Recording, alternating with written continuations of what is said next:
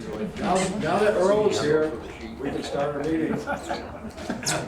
Seems though this is to be the way things go here. We wait for Earl to start our meetings, which is not a problem. There's only a couple minutes. And I do apologize for being late, but it was my own fault. My car was froze up. I got in it, but I couldn't shut the door, so I had to find another vehicle. Snow machine wouldn't start. Okay, The so, snow machine wouldn't start.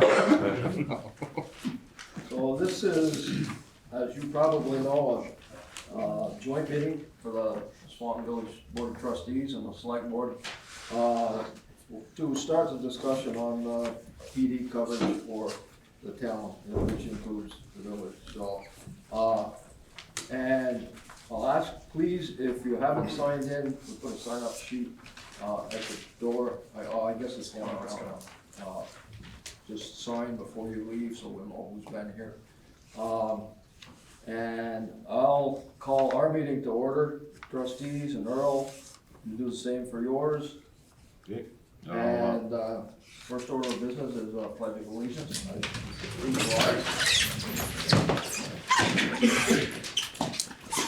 I pledge allegiance to the flag of the United States of America and to the republic for which it stands, one nation, under God, indivisible, with liberty and justice for all.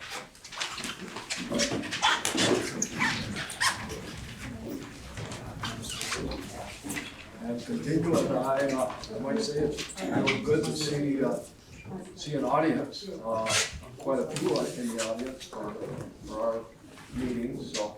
And we all know when we have a good audience, there's a lot of discussions going to happen, so I think start with our village. I will defer to the governance structure because I'm really not, I think this is gonna go in any manner or form you want to bring it. Well, I think probably the first thing that should be done is, I don't know if you have anything that you can put on there for, you know, the effects of the taxes, and you know, because that's a big thing. They all have it, Everybody has it. yes. Well, I guess basically what's at the heart of this proposal that the village has brought to the trustees have brought to the select board is police coverage 24 hours a day. And the driving issue behind this is the inadequate facility that the police department has now.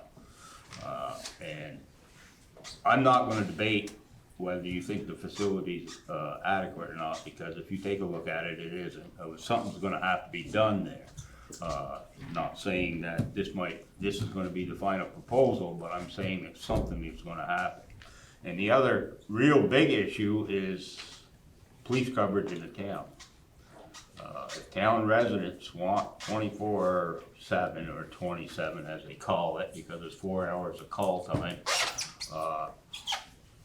these are the numbers that this is what it's gonna cost. And that's something that we need to hear from the people in the community, how they feel about that. Not only the people in the town, but also the people in the village, because we do represent the people in the village as a select board, because the village is part of the town. So I'm open, you know, right now, if you got, people have questions out here, maybe that's the way to go. Could I do just a brief background? Yep. So hi everybody, thanks for being here. I'm Bill Sheets, I'm the village manager.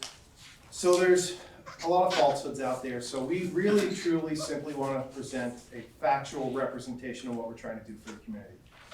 And ultimately, it's gonna come down to cost, and if it's cost prohibitive, we fully expect you to go into the polls on voting day and vote no. But the reason we're doing this is because we're bursting at the seams and we're out of room. This is not the forum, so I'm not gonna go into great detail. That starts Thursday night. There's 10 open houses and informational meetings in December alone. Every single part of our organization here, soon to be 41 full-time employees, is bursting at the seams.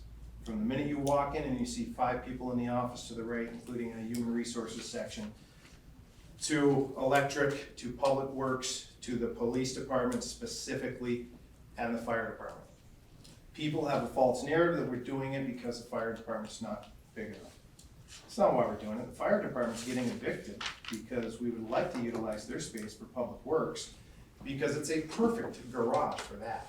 We like electric to expand in the public works location, and we'd like to create a facility that's gonna last 50 years for our public safety professionals, police and fire. That's why we're doing it. We bought the land next door using $400,000 in ARPA funds because that property is valuable and it is a continuous property. And we're gonna be able to utilize it, if not for this, or certainly for something else. So that's why we're here. We do believe that this is the best alternatives. We have explored internally many other alternatives, all of which either are not as impactful for the folks that are here, space-wise, or they're even more cost prohibitive.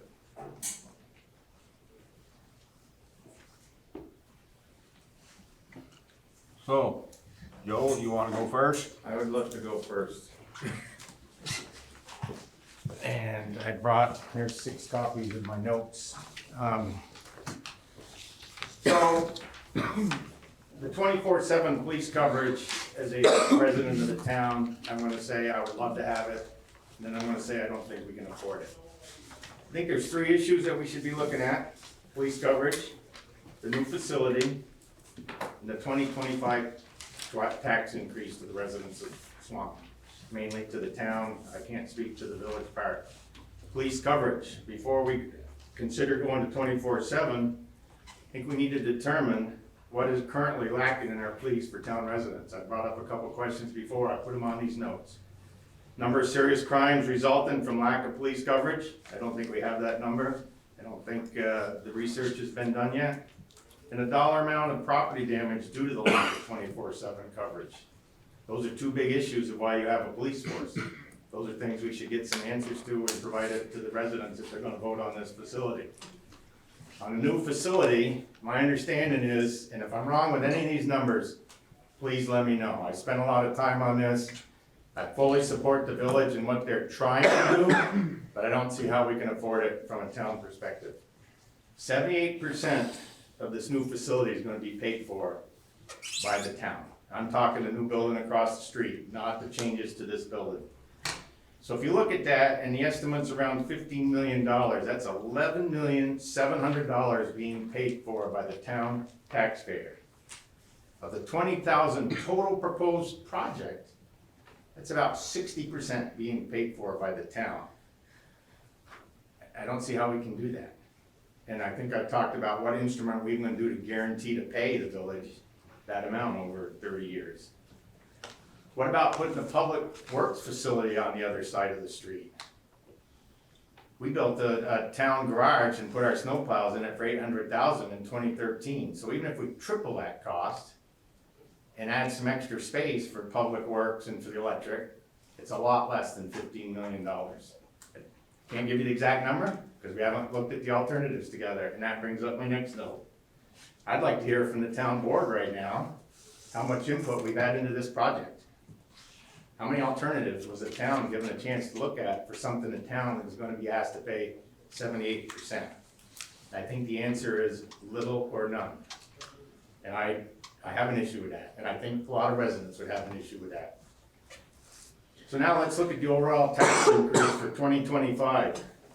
Police, fire, education, and then several others that we're not gonna have a number for tonight. The police budget.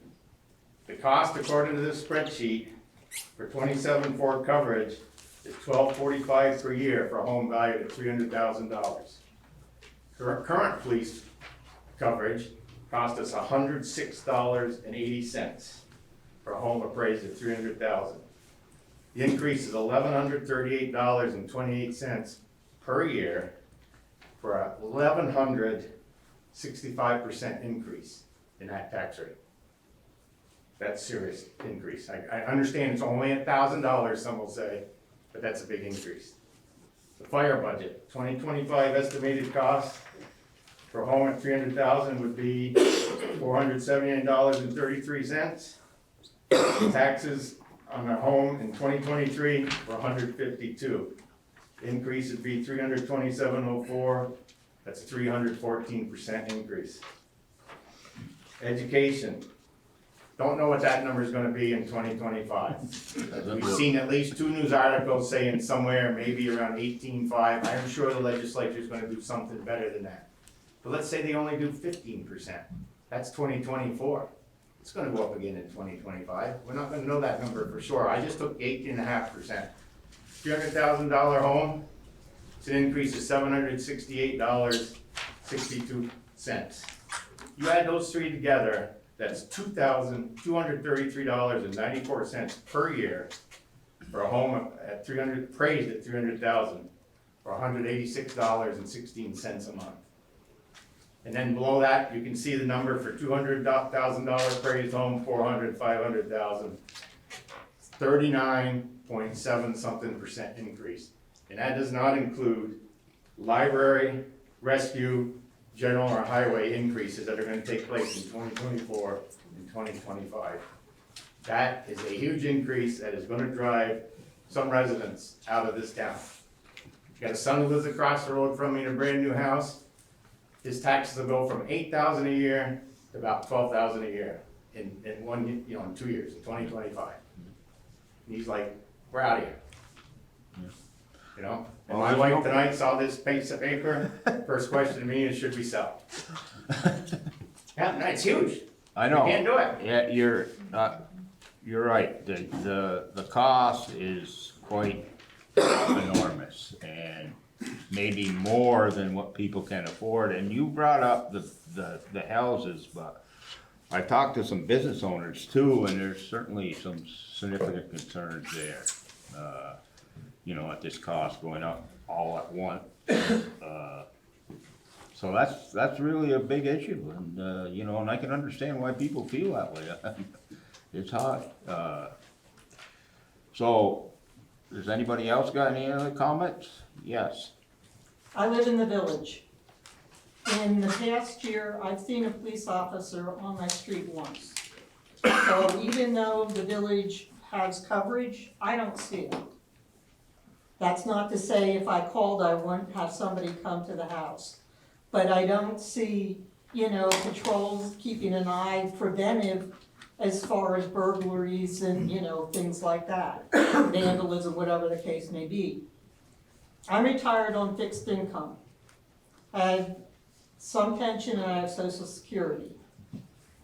Property taxes are not, they're discriminatory to people that are fixed income and especially senior citizens. And we're paying more than our fair share. I mean, a lot of people, as they get older, it's a single person in a home. There's, your increase, Social Security increase is 3% projected for next year. And then that money, at least federally, is taxed. That doesn't even begin to cover the increase you're talking about. Another issue is the fact we get tax bills at the end of August, and they're due in October. I think it would help at least to go to a quarterly basis like most of the towns that I've lived in here in Vermont. But I mean, this is just a ridiculous increase. And I don't see, what Plan B is. All the proposals to build new buildings, they're all one story. It's cheaper to go up than to spread out like this. Yes, you have to get, an elevator or whatever. But I mean, this isn't looking to the future, having one-story buildings all over the place. That's all I have.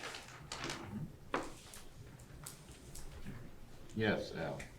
What are we gonna do with the homeless people? If this passes? You're gonna have a lot of people leaving the apartments, they're not gonna be able to afford to live, they're gonna be out in the street. So what are we gonna do with them? Need an answer. And then the other thought I had was, I believe the electrical company is a nonprofit. Why don't we take that company and put it in another building? Or add on. I think there's a lot of different ways to do it without going into major debt. valid point. And the electrical company, I don't wanna pick on them, but they can go a couple years without buying a new truck. They're brand new all the time, they gotta bury the money. I understand, but they could bend a little bit to make this work. Okay, does anybody from the village have any comments along? I know you guys are very well aware that this is an awful increase and, you know, this is the proposal you're putting forward and there certainly is, like I say, I don't question the need for another police facility at all. And I think anybody that wants to take a look at it is gonna see that. But, is this the best alternative? I guess that's something that we're gonna have to continue discussion. But you guys are free to comment on that. Well, initially, we know, we're sure, and everybody, I think, is for sure that we're out of space. And we've gotta do something.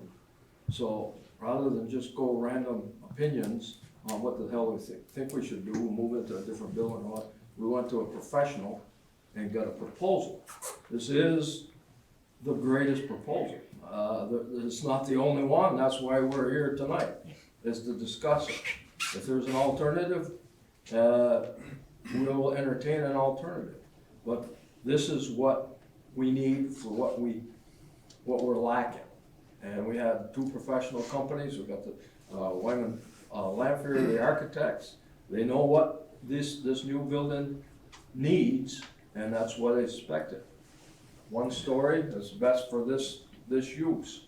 And we have another company, Reart, is a construction manager, so if there's any questions, which there are gonna be more questions. After this meeting, there's gonna be a lot more questions. So we're hopeful that we have the answers that everybody wants. Yes, David. I guess my question is, what has changed, like from 10 years ago with the police department? Do we have more officers now? Are you required to do more with your department? Or what, have we been overloaded for 10 years?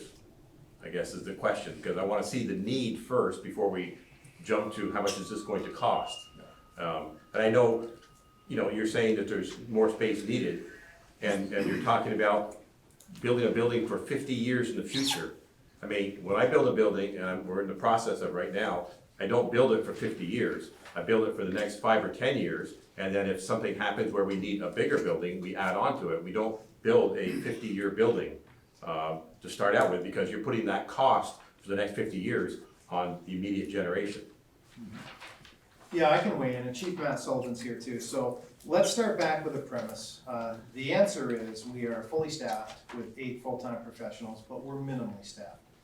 The chief is on salary, and since I see his timesheets every week, he's filling in, I don't put words in your mouth, but for multiple shifts a week because we don't quite have enough coverage to fill in on weekends. Here's the premise and the thought, right? We did this because we believe that we are ideally suited to be a model for regionalized policing in the state of Vermont. The village, and I get it's a big if the voters of the town of Swanton agree to mirrored exact coverage, we double the size of the organization, we create a new building, and your taxes go down. And everybody in the town and village pay the same exact amount. The math is right in front of you. So if you're a village resident, if they adopted it, and it's a big if, it would go down. We're also presenting you with a worst case scenario, because our responsibility to identify worst case scenario to all of you. Love to be able to say we locked in USDA funding. $2 million at 0%, 17% loan forgiveness, $3.4 million disappears. Congressionally directed spending and northern borders funding. Are we gonna get all of it? No. Are we gonna probably get some of it? Highly likely. It's a game changer when you start shaving off $7 million. We can't promise that. So we don't have that crystal ball, but literally other communities are approaching us because they want coverage as well. So you just saw St. Albans Town and St. Albans City merge. They're creating a street crimes unit for drug enforcement. There's no mystery. It's whack-a-mole. And when you have aggressive law enforcement, to include drug enforcement and aggressive search warrants, you disperse that crime into the neighboring communities. The answer is, David, we have stepped up and we're doing as many criminal search warrants as the entire Vermont State Police St. Albans office, right here in our community. And that is dispersing for now. We need to keep building on that, and the town of Highgate, I think I can say it publicly now because they're engaging us, as well as a couple others that I shouldn't name yet, want not a police contract, they want it all in. Again, it would be much easier if I could look at all of you and guarantee that we're gonna have 5 communities sharing this law enforcement with a shared grand list to take the taxes for law enforcement responsibility from here to here to here. There's no guarantees. That's why it is a risk. It is a risk for all of you. If it all happened, we could look at each other in 4 years and say, I cannot believe how we have solved universal policing coverage for 5 communities at this much per 250,000. It's a possibility. I can't even give you a percentage on the likelihood because the voters have to vote on it. Yes? Is this proposed building gonna cover 5 communities worth of police work? So the original, and you don't have it in front of you, the original concept, if we do mirrored coverage with a town, we would add 7, right? Because we're adding 1, 7 to 9. 7 additional officers. When you scale to that 3rd community, you can add 3 or 4. You add a 4th community, you add 2 more. It becomes so much more scalable. The answer is, the PD size, and it's back there on the boards, will meet the demands of today's department, but it's scalable because ideally, if you're in another community, you're here when you sign on, and then your cruiser is your office. And we'll have a officer room, first shift desk, your desk is over here, your computer's here. Second shift, your drawer of files is here. You're sharing a workspace. It's scalable. So my question would be, if, before we committed 22 million to the taxpayer, maybe some of it's forgivable, maybe it's not, but the bottom line is there's a commitment up front to a huge number. Have we done a feasibility study about this possible regional police force? And we should ask the other communities to take it to their taxpayer. We should be able to give Highgate, here's your estimate, take it to your taxpayers in March. And if they say yes, hey, we know that's a given. Take it to Franklin, if we're thinking Franklin's gonna be part of it. Take it to Auburn. But until we know that they're gonna buy on, it's great to have their select board raising their heads yes and no, and 80% of the voters are like, we're not paying for this. And then we're stuck here in Swanton with the bill. You know, The short And answer, again- answer is, and I don't know if any of you have had the ability to tour the facility, and we can do that tonight, or we can do it at any time. No additional space, no ability to expand to offer anything, to include the town. It build a literally little police is, department across the road. And renovate what's left here. I realize, I know Weeman Lampier, I worked in the engineering world, I've worked in the estimating world. They're gonna give you what you sit down and you work with them and tell them you want. And again, Neil, you said there's some other alternatives, but you also made it sound like we're gonna give you alternatives here. No, we are not the designers. So I don't know what else you guys have seen, but we haven't had the opportunity to see it. And that's one of the things that's got my blood pressure up a bit for something, we're looking at 78% being funded through the town. And as a town resident, it's like, sure been nice if we'd had a few meetings and it was all laid out on the table and we got to look at it and say, here's some different alternatives. yeah, I guess point of clarification. So of course, we researched this, there's only one governance structure that can take this issue to bond. So the new building, right, the village voters, very clear, only the village voters can vote in that bond. The town then would have an article in front of them in March, something like, shall the voters of the town of Swanton vote to X for police coverage? You can say no, and you're not paying 70%, you're still paying 0%. That's the right of the town. You're gonna go to the polls for that. That's not gonna be forced on you. The fire department is a different discussion. That needs to be part of it. Completely separate though.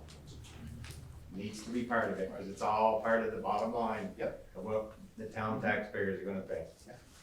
I have heard mention, so we heard about the electric department. Theoretically, per Vermont statutory language, the electric department has the legal authority without bond to go next door and build. It's a certain ratio of what your value is. So we just did a square footage number, but we know that we'd likely have to move public works as well. Then we could remodel just this part of the L where you walk in the main lobby, and the first part where the trucks are, so that would be the secure bays, the evidence bays where you would drive in with the police. 2.7 more than our first option, and it doesn't include anything for the fire department. Now the difference in that scenario is that the portion for the electric department would be dispersed equally among the ratepayers, 3,800 ratepayers. So it's probably pretty close to an offset, and it's a fee instead of, you know what I mean? It's just, so it's a little different construct, but if it's electric department, ultimately, we'd go in front of the PUC, we'd ask for a rate increase. Our 11 cents per kilowatt hour would go up based on the electric department. Yes? How much space does the electrical company take now? I'll have to Let's follow. just say trucks. I don't even wanna guess, cause I'll get it wrong, but I'll get you an answer tomorrow. Okay, and then clerks. For clerks, how many seats for clerks? So you mean our service representatives, when you walk in the front door? Ideal spaces they have, it would be, so the renovation, which again is over there, this would be our main entrance where you all enter. On the left would be your window for customer service, but that's the plan, is just to rework this part of a renovation and put our customer service professionals there. Right, I think that's a good idea, but I'm trying to figure out the space that you have for the electrical company now. Like I said, don't wanna guess, don't wanna get it wrong. In fairness, I'll give you an exact square footage tomorrow, but I don't have it now. Okay, because there's buildings for rent Yeah. in Swanton that would work perfect. Bill, correct me if I'm wrong, do all the surrounding towns right now contract to the sheriff's department for police coverage? Oh, David, that's about as complicated as you can get. The short answer is certainly ending July 1st. That's when St. Albans City and town merge for policing. St. Albans City has gone very public saying we are done, we're out of the contract business. So for example, they contract with Highgate still. They'll no longer do that. And they said for the foreseeable future, because they have to scale up to provide protection for St. Albans town and city, they're out of the contract business. I'm being told that the sheriff's department has limited capability right now to provide contracting services. Chief Sullivan, I'll turn that over to you. Is that your understanding as well? Yes, that's true. Both Sheldon and Enosburg reached out to us because they did not feel like the sheriff was fulfilling the contract that he had for those communities. And again, those are limited service hours, and part of the issue is that those limited service hours create a lot of confusion for the community. You know, it was foreign to me coming here from Burlington, where everything was self-contained. It was a one-stop shop. 24/7, you came to the Burlington Police Department, you took care of the problem. Here, though, with the difference between the town and the village, right, town residents are constantly coming here.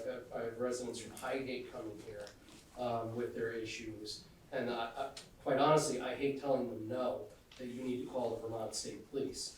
And then the issue with Vermont State Police is they're spread so thin, they may have 3 or 4 guys on a shift. The response time may be 45 minutes or maybe a phone call, depending on the nature of the call.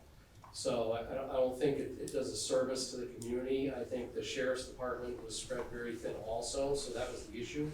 With their staffing issues, they weren't able to fulfill the number of hours that they had contracted for in those communities, and those communities started to come to us. Part of the reason may be because of the great drug work our guys have been doing. Bill mentioned this earlier, but we've done at least probably 20 search warrants in the last year or so related to drug activity. We've pushed that activity thankfully out of the community for the most part.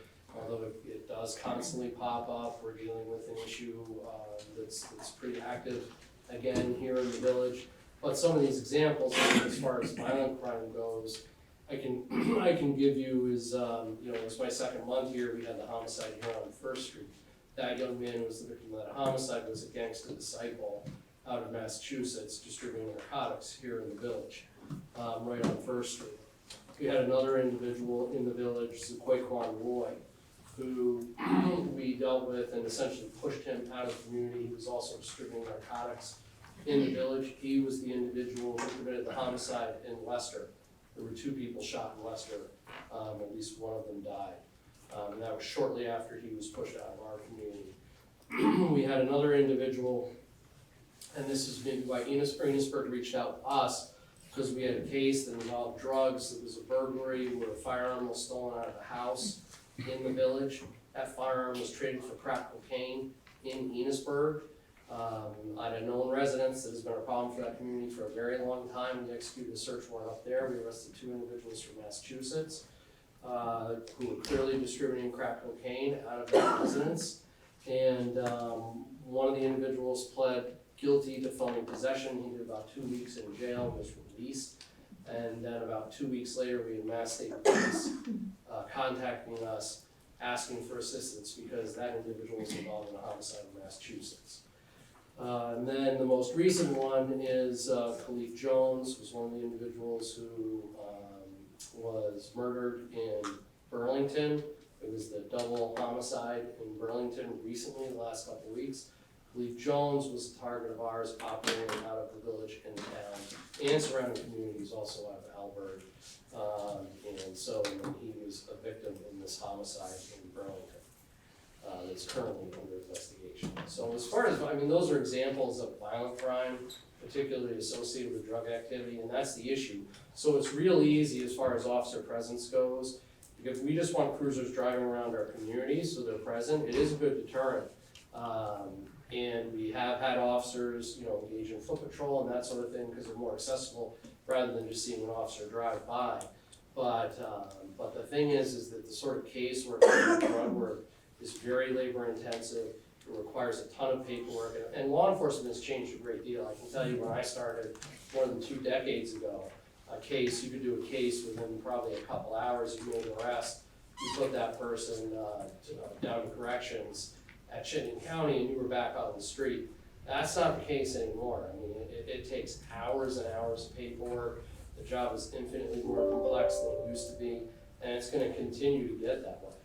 Officers have to tag their body-worn camera footage. They have to, collect statements. These more complex investigations. They're interviewing all these people, and that's one of the problems. It's a great example as far as our lack of space here. We don't have any holding cells, right? We've got enough room for one person to essentially be cuffed to the wall in our processing room, and that essentially shuts down the whole police department. We have to close the door to give them some sort of privacy, and then none of the community can really have access. People might knock on the door, and if you have an officer available, we'll have to send somebody out to deal with that community member. But when we have had these arrests involving multiple people, they're scattered throughout Franklin County. We'll have some down at St. Albans Police Department in their cells. We've had some up at Border Patrol.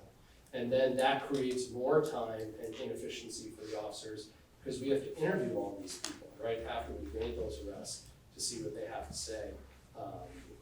In order to do proper police work. But as far as just going out and doing traffic enforcement, it's important for the community, right? We've seen what happened during COVID when officers pulled back on traffic enforcement. People are driving absolutely crazy. And so that's one of our priorities now. But it's a lot simpler style law enforcement to go out, sit somewhere, and write people traffic tickets. Because that's essentially all you're doing is having that contact at roadside. You're writing a traffic ticket. Maybe it results in a DUI that involves a little more in-depth casework and takes the officer off the road for several hours to process that individual. But just issuing tickets is a lot easier than doing in-depth casework. I'd like to comment on that too before we go on. This is one of the things that the board has to take under consideration here, is there isn't really any viable alternative for another police to hire. I don't see the sheriffs. They had a lot of problems in that department. They couldn't fulfill their contract with Georgia. Highgate, as Bill has mentioned, and I've actually talked with the chairman of the Highgate board, and right now, they're only getting coverage from St. Albans based on what time they can give them, not even what they have in the contract, and come July 1st, it's done. They're not gonna provide any service whatsoever. Is there anything the community could do to help the police department? Well, I let the chief answer that question, I guess. I mean, are you talking in terms of law enforcement? Yeah, you know, like, is there anything the community could do to help your service? Yeah, I mean, information is critical, you know, especially on these more in-depth investigations. So community members are smart, they know what's going on. When I first arrived, the officers knew exactly where the hot spots were in the community. They were telling me all about the location on First Street before we had the homicide here. So people know, and that's what we're interested in, is gathering that information, because it helps us build cases. I mean, the bar is set so high now in the court system that in order to get search warrants, right, we have to develop probable cause. Doing these cases are very complex casework, so any information the community has is very helpful for us. Part of the issue, though, with the dichotomy between the town and the village is, you know, we only have so many resources during the day. So for example, normally during the day, during weekdays, Monday through Friday, I'm here, the admin officer is here, and we have one officer on patrol. And then we have two open shifts, every day shift on the weekend for the village that we need to try to fill with our part-time officers generally. In the evenings, we have 2 officers on every shift, right? One is assigned to the town and one is assigned to the village, but depending on the nature of the call and modern day police work also, we need to send 2 officers to a call, right? If it's an intoxicated person, because they can be so unpredictable, 2 officers need to go to that call. If it's a domestic disturbance, a minimum of 2 officers need to go to that call. If it's an assault, 2 officers need to go to that call. So we're constantly sending 2 officers to many of the calls that we respond to. But as far as the community goes, yeah, I mean, if you see something, say something. The only issue with that is that, again, that current break, so that if you call during the day, as long as it's not a request for a call for service or an actual response, any information regarding activity is very helpful for us. I got one more question. Now, after you do all this stuff and you arrest this person, the next day he's out, how do you guys feel about that? We're frustrated. We're very frustrated by this. It's a revolving door. Yeah. I just had a discussion today with one of the heads, I'm blanking on what her name is now, but she's basically a policy writer for the commissioner's office. And that was her focus, was where there are policies or practices in the criminal justice system itself that is hampering law enforcement from a practical standpoint. And there's different ideologies, right? There's this criminal justice, this very progressive criminal justice reform ideology that I think is, quite frankly, damaging our country. It's had such a negative impact, it's hard to really quantify. You know, you look at some other communities like San Francisco, and it's just completely falling apart. It's doubling your work, that's what it's doing. Yeah, it's frustrating, for sure, and that's the thing is, I say law enforcement, generally speaking, we're dealing with maybe 5% of the population, 95% of the time. Or that may even be a smaller percentage of the population, right? Most regular citizens don't have police contact other than maybe traffic stop. Yeah. Okay, thank you. No, yeah. On the follow up, Bill, I didn't quite follow. You said the electric, if they build a separate building, it was 2.7 more. Yep. I'm assuming 2.7 million. Correct, 2.7 million more if we include public works, because if we want to build a scaled down, marginally acceptable police department as Plan B, it would have to be an L shape so we could pull vehicles in. You know, it's just, we have to have that secure evidence storage bay. So it would be this wing out here. Those numbers, they're rough numbers because we didn't pay for refined numbers, but we knew this question would come up. It's 2.7 million more. More than what? than the 19.910. So you tell me it's gonna be 22 million more 22 to relocate the electrical department in a new building? with Public Works.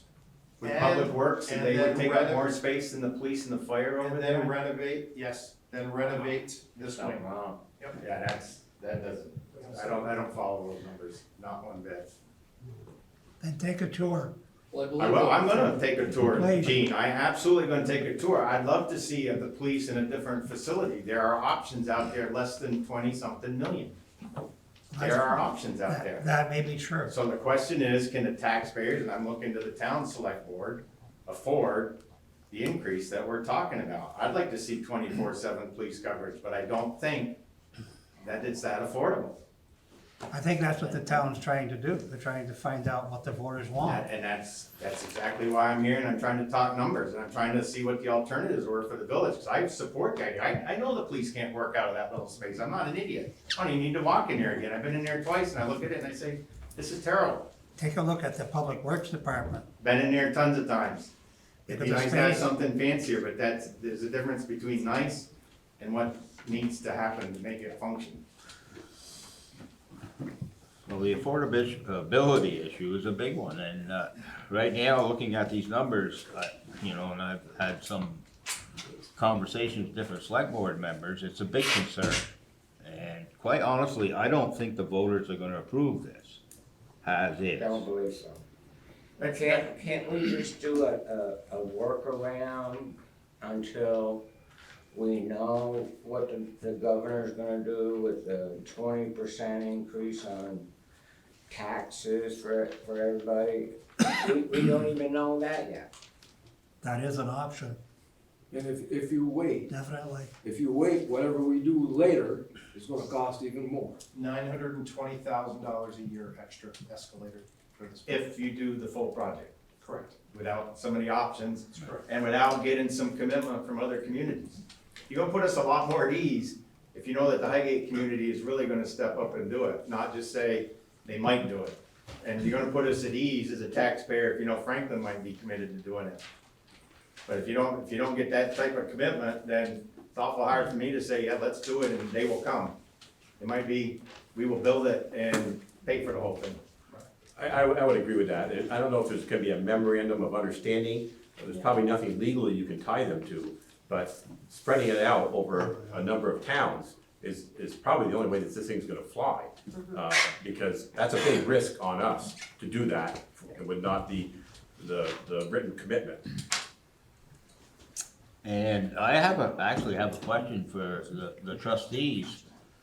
Were you planning on voting on this in March too? Yes. So if the town doesn't approve it and the village does, then the village residents would be, then they'd have to pay more. Correct. That's right. So Except for we, your fire budget. Except for the fire You're department. gonna see a significant increase to Yeah. cover the Yes. cost. that's correct, and in the full disclosure, if you're a village voter and and you vote for the bond, and then the town says, no, it's too much, right, we vote no for police coverage. We're certainly gonna knock on the door of every other community. Remember, this discussion is, scaled in 2024, impact on budgets in 2025. We can't scale immediately, that's impossible, you can't hire cops like that in Floyd. So, even that third town, if it were Highgate, you're probably talking 2026 and beyond, maybe fourth town, 2027. There's no secret, there's a shortage of police officers in the state of Vermont. We're one of the only fully staffed, albeit minimally staffed organizations. My beloved Vermont State Police, where I was a number 2 and I worked there for 30 years, 51 vacancies after hiring a banner class of like 17 that just got out of the academy. Still 51 down. Here's our predicament. We literally are 2 vacancies away from looking at the town and saying, we can't cover your contract. What we will do, and we'll pursue this as aggressively as possible, if we get that bond, in whatever construct it happens, we're gonna roll up a portion of the bond into any contract that we have, or any full-time policing across the board, to kind of level things out. The contract that the town's getting now, in complete fairness, was signed just as I got here, is one heck of a deal for the town. And there are things that we can't control. Vermont State Police dispatch for us till January 1st of this year. We signed a contract with St. Albans City, $65,000. And that's an introductory special for the next year. So our hands are forced on a lot of costs. It is not cheap running a police department. It's very expensive. We've actually looked at some numbers from other communities, and unfortunately I threw them papers in my card and ended up taking my truck. You've got them here? I don't know, we can't get them on the screen probably, don't we? No, I don't. I have a hard copy that I brought with me, but this was quickly done, but it's a per capita, what people are spending, towns are spending by their population for police coverage. I surveyed St. Albans City and Town, Milton, Morristown, Winooski, Newport City, Middlebury, and Virginia. On operations and management, or operations and maintenance only, in other words, no bond payment, under the proposal in 2025, Swanton would be spending, town and village combined, would be spending $391.20 for police coverage per capita. That's, it's on the higher end, but it's still in the ballpark of what our peer communities are doing. Newport City is spending the highest at $467.86. And everybody else is around, well, St. Albans City and Town would be $383, Milton was $232, Middlebury comes in at $246, and so it's kind of spread around there. But we will say with the bond payment added in, that will take us to $458.05, which would be the high end for per capita starting in 2025. So operations and management, maintenance, we're in the ballpark with everybody else. Adding to that, the bonded indebtedness would, of course, that debt service would increase that. But it is a per capita. We can get into what these communities' grand list are and other expenses. It was, and each town reports it a little different in the town report, so it was quite an exercise. I have a question on how it can be per capita when taxes are based on property. Not how many people are living in a house. It was just for comparison purposes. Yeah, we were trying to get some kind of idea of what costs were in other communities, and this was the easiest way for us to get a number and see, it's based on, we based it on the population. I understand what you're saying, but that was just to give us an idea. And and it shows that, operation of this budget is like Brian said, it's on the high side, but it's not higher, there's higher ones, okay? You throw the bond payment in, then we're way up there. So including the bond payment, we're very much in line with St. Albans Town and St. Albans City. I don't know how they did it, by the way. We're gonna research this. They didn't go to the voters. Somehow they entered into a governance structure agreement for water and law enforcement, board to board. The cost for the town of St. Albans, I believe, is $2.4 million. So when you do, we're very close, 250,000 rate, very, very close with everything we're trying to do with exactly what they're paying. Yes. When you're comparing to other communities though, are you looking at what the average income for those communities are? No. Because I think most of Franklin County is lower income than these other communities you're talking about. Yeah, didn't compare that at all, and that's with us being staffed at 16 full-time equivalents. St. Albans City and Town are starting at 24 plus some administrative support staff. But, so that kind of makes it comparable. I'm just comparing what what a citizen is paying, a homeowner is paying on a $250,000 property, we're essentially in the ballpark for what they're doing in those two communities. But I don't have it concrete in front of me. And just one more thing, I know I don't mean to be dominating this conversation, but where Bourne's Energy was on Canada Street, now I understand there's all kinds of garage, space and things in the back. Now, the sign out front says it's for lease, but couldn't an existing building be converted, be it for public works or the police or something like that, instead of the building, one building for everything? We've looked at it. I go way back with John Barrett. I grew up in Swanton. I actually worked for him growing up. We've been over there. It would not work for public works. It wouldn't accommodate any of our equipment.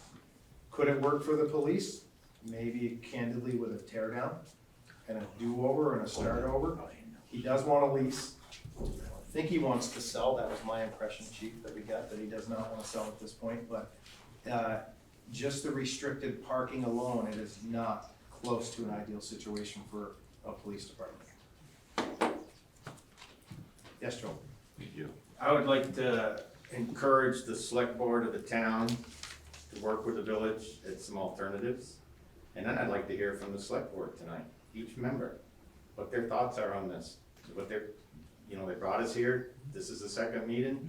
I'd like to hear from each one on what they think about the affordability of 24/7 coverage into a new facility. Well, I'll start on the end. Cody? Oh. Well, I'm a single dad with 2 kids, and I work 2 jobs. And I know for a fact I would not be able to afford that kind of tax increase, for a fact. Huge supporter of the police department and the fire department, but I think there should be some alternative, some looks at alternative things for sure. I don't know if that would fly. I just know for me it wouldn't personally. Paul? I mean, the increases would make it also very affordable for my family to continue to stay here. But I do also feel that the more increased coverage is important, especially where we live, out in the town. It's something that, I would want as a resident here. But again, the cost would make it really unaffordable for my family. Steve? I think the affordability issue is the biggest issue here.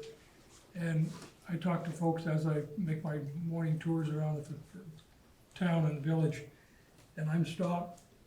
They're saying to me, well, I'm gonna eat less, I'm gonna take half my medication, I'm gonna live in 2 rooms, because I can't afford to heat anymore. I can't afford anything extra anymore. One fellow stopped me and said, my natural gas monthly payment is gonna go up $50 a month. He said, I don't have $50 a month.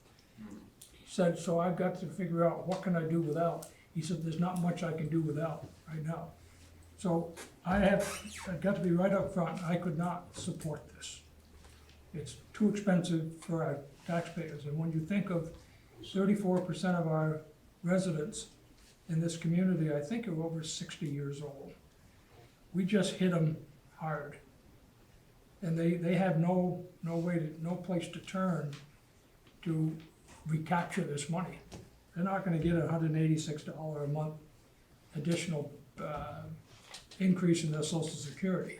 And if they do, it's gone anyway. So we have to think about, and the new people coming in, when a lender starts doing a computation of what it's gonna consume of their income to make their payments, they also include taxes and insurance. They just added, I think it's $186 a month more. They can only use 28% of their income for that. So you just lower their ability to buy what they're looking at. They have to buy something less expensive if they can find it. So, and I could go on for a long time, but I can tell you I could not support this. I think I couldn't recommend this to our taxpayers. Ed? Well, the need, the issue is, the need is here to update our police department and the fire department. But I can only speak for myself personally. If this were to pass, it would increase my taxes, and I'd pay them as a taxpayer living here in Swanton. But my overall concern is, and I've had several people reach out to me since this came up, and people feel like we're being taxed to death here in Swanton. And it's a sad day in Swanton when we're having people move out of state because they love Swanton, but they can no longer afford to live here. So with that being said, I can't support this. I mean, everybody on the select board, we took an oath that we'd look at work in the best interest of the taxpayers. And with that being said, I can't support this. It's too costly. You wanna hear from me? Absolutely. Why not? We're waiting just for you. Well, it's a very difficult issue. And one thing I want to say right off is it's not going to go away. No matter what happens in March, this is not going to go away, okay? We're going to have to deal with it. In a different way. Well, it's going to take a lot. We really need people to come forward, you know? That's right. Yeah. And, you know, we may have to come, I'm not saying that this alternative is the best that they're presenting right now, and I'd like to, but we need the people of the community to, you know, push this in a way that we can get it done in a way that it's affordable, and I believe that could be possible. But I do think it's gonna take other partners, no question about it. It could be, but people refuse to come and vote because they think it doesn't matter. Shame on them. But Bottom why? line, But shame why? on them. Shame on them, bottom line. But why don't they wanna come here and vote? There's gotta be a reason. I don't understand that. Never did. Shame on them. No, it's a tough issue, and it's something that I struggle with, and, as an elected official, to be honest with you, if I don't hear from the public, I can't be 100% sure what I'm doing or what I'm Right. proposing is what the community wants. How do you know what they want? Well, we're getting more people here tonight than we had the last Yeah. time, and I think we're gonna see more, and, you know, I'm not gonna give up on people, okay, and I'm not either. I think we can get more community involvement, especially on an issue like this with that kind of price tag. You got it. You know, and if tonight had been a better night, I think we would've had more people here too, for sure. It's a little nasty out, but, we've got to deal with the issue. Somehow, some way, we've gotta come up with a solution. And for starters, right now, I'm gonna throw this out for discussion. Because, you know, I've had talks with the people in Highgate. You know, and they're looking the same as our board. You know, we can't ignore this issue and say, no, we're not gonna provide any police coverage here in town other than what the state police can provide. Because that's not gonna be adequate. Even what we got now isn't adequate, but it's better than just relying on the Vermont State Police. Maybe, even at the beginning of this, if Highgate was to do 10 hours, and the town of Swanton was to do 10 hours, the income would still be there for the police department, but the tax rates in both, you know, I'm definitely sure it's gonna go up because what's being proposed for 10 hours is more than what we had, but it won't be this enormous cost for the police department, you know?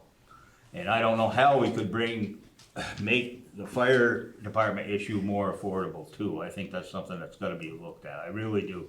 If we're gonna get something done, we're gonna have to come up with an alternative, I believe. I just believe that right now. I would like a tour. I'd like to look at every truck. You could take the tour right now, but our electric department's on mutual aid, 2 trucks are out, highways out with 3 trucks right now. So you're not gonna see But a they've full, got- you're not gonna see a full garage, cause it's based on operational need, but we have 10 open houses in December alone. Yes. Okay. But I think it begs a bigger discussion. I believe, and I don't wanna overstep my bounds. Don't worry. If you are not, if the select board is not willing to put this as an article in March, we gotta know that. Because that's gonna alter what we're doing on our end, for sure. Yeah. Yeah, and that's all fair. I mean, we could, the select board could decide to bring this issue before the voters have presented. But doesn't mean we're gonna support this proposal. Right. That's an alternative too, that we haven't discussed at this point in time. I would prefer that we do more work on alternatives. Really, really, Bill. I mean, this needs to be done, and just from what I've heard from people, and I've heard from a lot of people, you know, everybody wants the police protection. They think the police chief we have here right now is doing an outstanding job. Everybody says that. Yep. But they look at the bill and they say they can't, and there's some people legitimately are gonna be forced in a bad spot because of this. If it passed as it is. And, you know, trying to find another way to make this affordable, I believe is what we really need to work together on. That's it. We've heard, I think, some pretty candid remarks from the select board. And I think there'll be a lot of work done, because if this is what goes to town meeting, you're gonna have a record turnout. It's not gonna be like Alan's talking. People go and vote for the issues, and this one is gonna be a record turnout. Sure. That's simple. I hope so. That's true. Did somebody have their hand back? Jim did. What? Jim brought that in. Jim, go ahead. My only comment here is the information is not getting out to the public the way it should be. And the public doesn't even realize this is going on. Now, we've lost the newspapers, basically. People don't get the newspaper, what few get it, and there's not any information to speak of. The other pieces of information is a quick on the TV here and there and everything else, and they really don't understand what's going on. And I believe a good example is the bond issue that you brought forth in the first part of November. You got 124 voters out, or 104 to 20 it passed despite 6 open houses, 2 voting citizens showed up between 5 on-site open houses and an informational meeting here. And see, the information, I feel, it doesn't get out.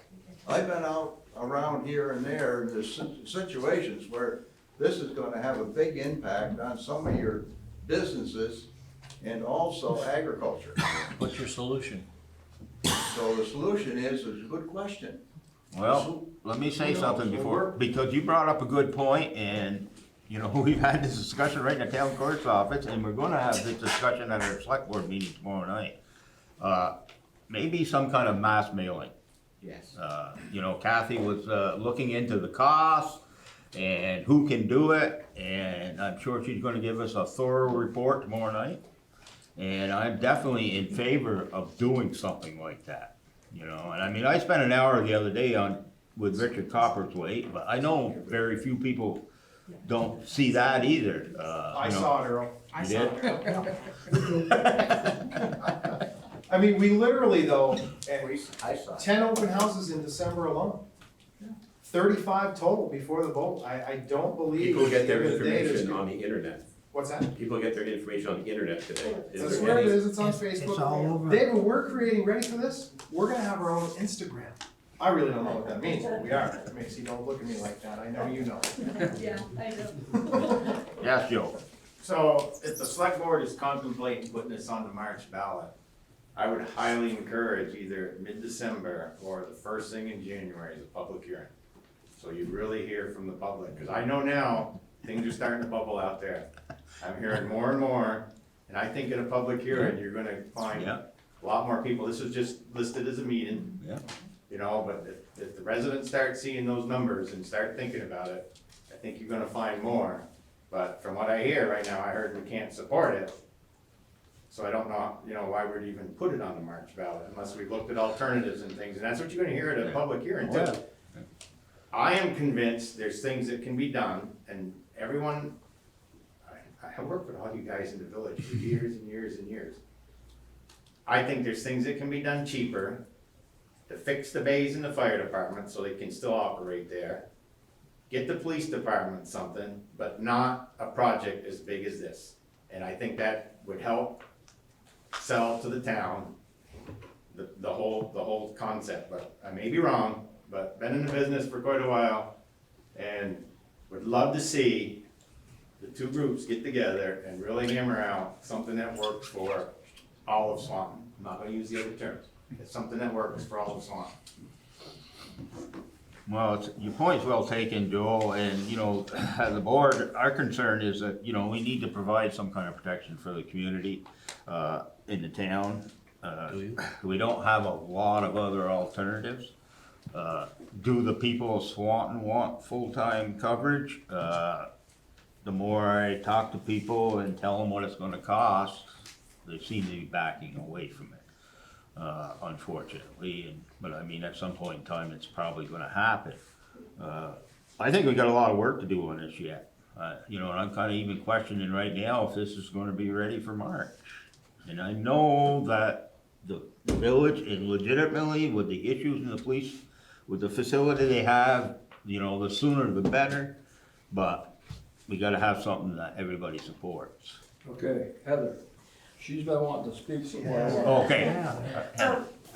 My first meeting on this and understanding the whole spiel, I'm feeling that, of course, we want a better facility and helping our police, because it is only gonna get worse as time goes on. And we're gonna be caught behind everything and trying to catch up. But yet, the price tag is a hard one to take, for sure. And I thought that there were some good proposals of maybe doing it in stages, in phases, or at least putting out another proposal of showing you might get a smaller building somewhere, but maybe over the course of the same time, you're gonna be spending the same amount of money. Because eventually, even if you do another building, it might need also improvements down the line, and then you're patching just like we're doing to this building. You know, do we, you know, rip the Band-Aid off? Maybe there's a way we could do it creatively. There's a lot of fixed incomes. And that, I don't know where we are on how we could lay out payment plans or expanding it to other communities. And I think the initial drive for this is so worthy that I'd hate to see it all get thrown out by just saying, well, this doesn't work, start from scratch again. I'd like to see maybe some more things added on or more creative proposal to lessen that impact on it. Because, you know, people, we've seen the increase in our gas, we've seen the increase in our food, we've seen everything increasing, even the crime. And, but I also love Swanton. And I wanna keep us safe here. I wanna keep the charm here. This, I feel like, is like one of our last little communities that we can still afford. People are be able to come here for families and attract that good community feel here. And, you know, by supporting our police, I think that it's also giving us a good message for the future for us. And I just would like to see that melding of our practicality with an amazing facility, however it does turn out to be. Love it, so. I'd like to speak to that too. Go ahead, Chris. Yeah, I think we got a couple more. Go ahead. Okay. First. In the meantime, until something happens, can't we just split this room right in half and use this room for the police department? I'm not sure how, so our new It's our voting grants area. worker's right over there. That's where we vote. That's that office, this is where we are expanding. It's, this is for, look, first and foremost, nobody here is gonna be offended by anything. We want to approach this with empathy and compassion. We hear it, we need to hear it. This is the feedback that we're looking for.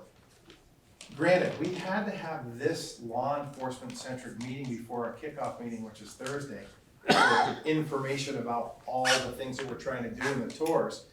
This is helpful, and we're gonna get a lot more of this. It's gonna help us explore the alternatives. Please understand that we were trying to do, and are still gonna have a dialogue about what we think is best for the long-term needs of the community, where we're bursting at the seams. So there's an avenue, we'll get there. Here's what I'm afraid of, and I'm not a doomsdayer, but I'm gonna put it on camera just in case. If, and I'm not hearing it at all, but if our voters a couple times say no to any expansion, right? No to this, we gotta explore, we do an alternative. Say that we take it to the voters, and there's no expanded coverage, or there's no new facility. The next chief that you get is not gonna be the caliber of Matt Sullivan. And you're gonna lose a couple officers, and you're gonna lose the ability to provide coverage. And we're gonna be right back where we were 20 years ago, 25 years ago, when I was a captain in the state police, and I was called here to discuss, should we disband the police department and rely on the state police? And my advice back was, no, it'd be the worst mistake you could ever make. We're in a really good place now. We have to add one position just so the chief doesn't have to work 60 hours a week and continue to get paid for 40. And when we say minimally staffed, he talked about the admin people. We have an admin person, 6 hours a week. That's what we have right now. We don't even have an admin capability. So I just hope in this dialogue, and I'm hearing the positive part for police, but if we lose sight of it and it goes sideways, we're gonna have no police in 5 to 10 years. We'll have no police and we'll rely on the state police. We'll be in the same boat as 212 other candidly disappointed communities. Sorry, I went soapboxy. My bad. As a trustee, I do support this project. I mean, I know that there's probably some alternative ways to approach this from a cost piece. And also, I'm a little bit of a lame duck because I'm stepping down in March after 27 years. I'm leaving, I got some health issues and some other commitments that I just have to take care of. But nobody in all those years was more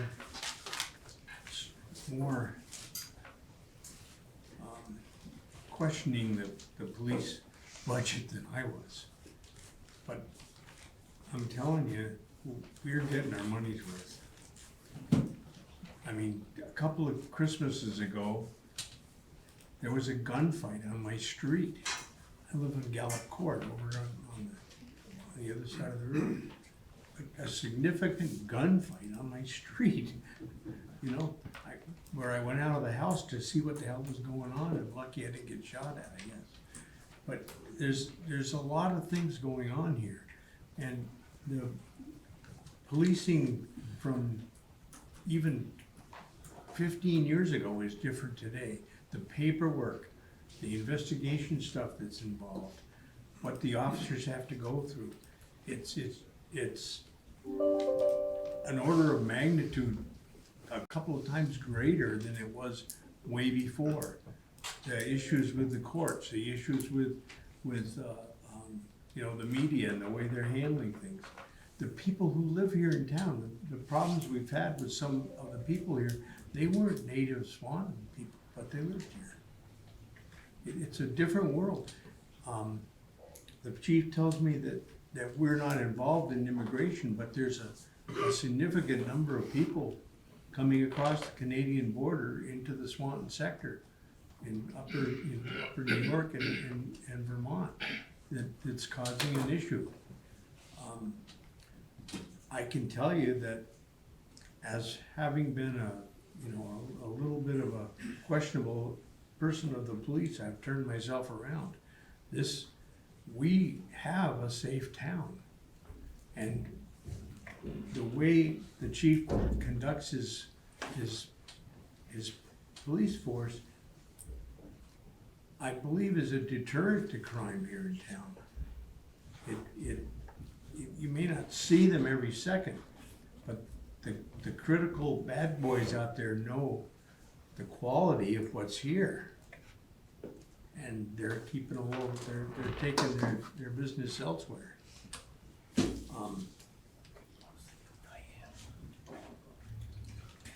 I do urge you to, and urge your neighbors to come and take the tour that Bill's talking about. And look around and be realistic. What we're talking about is not, agreeing with the crowd, it's not a Cadillac situation. It's a nice situation, it's good. But we could have spent a lot more money. And the 50-year thing, this building, I remember when we lost our fire department. I remember when this building was being built. I do too. Yeah, exactly, and that was 50 years ago.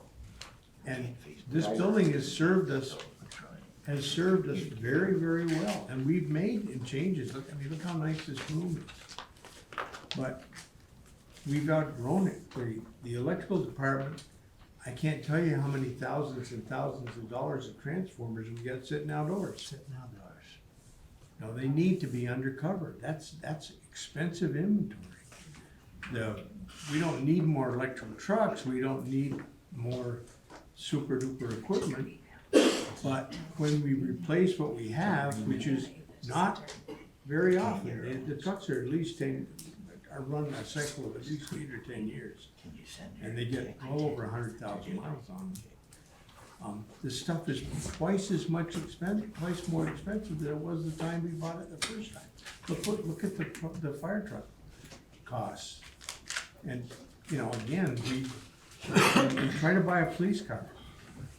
We tried to buy a police car that you can't, they're not even making it.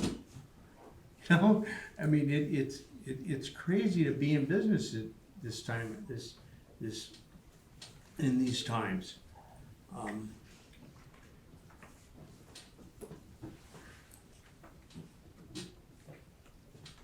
If we can find a way to meet our objectives, which is to get space that's appropriate for the growth that we anticipate, and the anticipated growth is primarily in police coverage, this space will do the job. Because like Bill said, the policeman's office is really his computer. It's in the car. And the physical bodies that do it. But you gotta have a place to hold your interviewees or whatever the proper lingo is to call them. But you need a place to be able to do your business. You need a place to be able to administer what's happening and what's going on in an efficient way.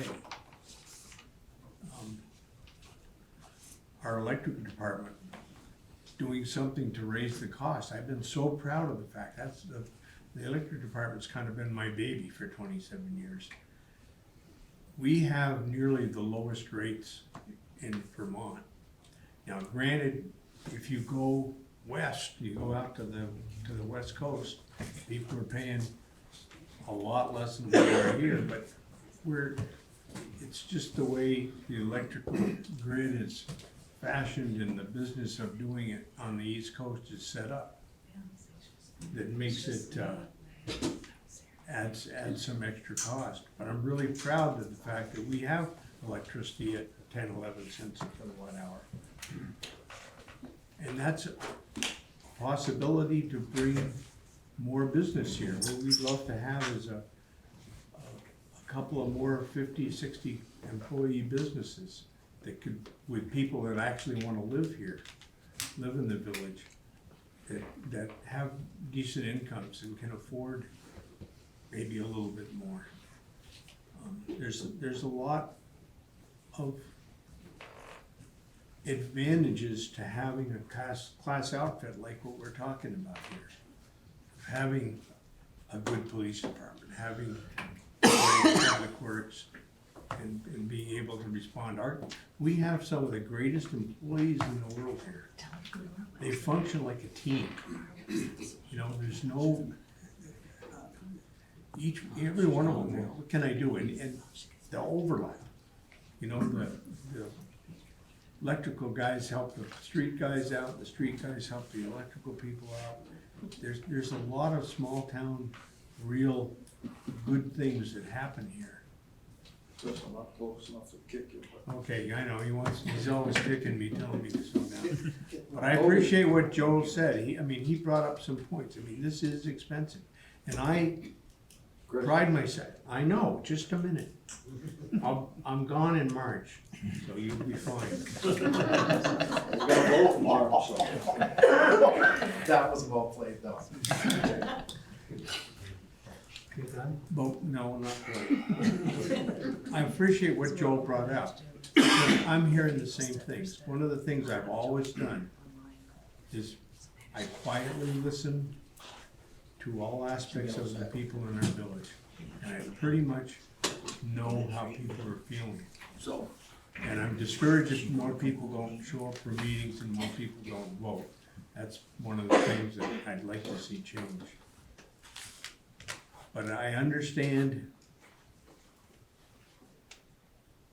that there's less income or less potential to be able to pay big taxes than people think there is. Okay? Just take, one of the things I've done, I do it every once in a while, I drive every street in the village and just look at the houses and see how people are taking care of things and what's for sale and what's not. You can get a good feeling for what people can handle. And I know it's a strain, but I do support this project. I'd like to see it throttled back a touch, but I do support this project. Thank you. Cody. Oh, come on. I kind of have a unique perspective because I actually worked for Public Works, and so did Dylan. And the need for room there is pretty obvious. I'm not a small guy. A lot of times you can't really even fit between the trucks. And it's pretty tight, you can attest. Although it's a little bit bigger than me. But anyways, it's I guess it's one of those things where I don't think anybody disagrees that the need is there. And I guess in my head I'm thinking like, I really want to pay for it, but I just personally can't. And I think we're already losing so many people in Swanton, and they're moving out. And then I don't have the numbers, but I don't see a lot of people taking those places, coming back in. I could be wrong, but like I don't want to leave Swanton, and I know like if that happened, like I wouldn't have a choice but to leave Swanton. And that my family's been here for almost as old as you, I guess. No, so I don't want to leave, and it kind of hurts a little bit because it's almost like you get forced in a way, you know. And I don't know very many people. Well, anybody who knows me knows that I'm a huge supporter of law enforcement, and I definitely want to see them continue to do good work because we probably have, in my personal opinion, probably the best police department in the state. I'd have to say, no offense to the state police or anything. But, I've been gone 6 years. Okay. I'm with them now. But we really do. I guess what I'm trying to say is I'd like to see more communication on alternatives, especially with the town's input. Because this is, I have to say this is affecting the town way.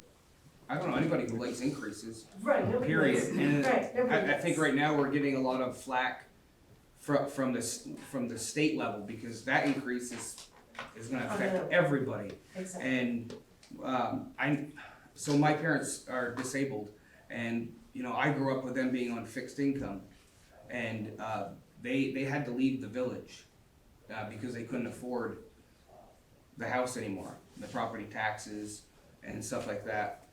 And that hurt as a youngster, and I didn't even understand anything then, you know? So we're always gonna see increases, unfortunately, that's the world we live in. But, you know, 1,100% increase? Like that's brutal. Yeah. I don't know how that's even possible. But you are open to.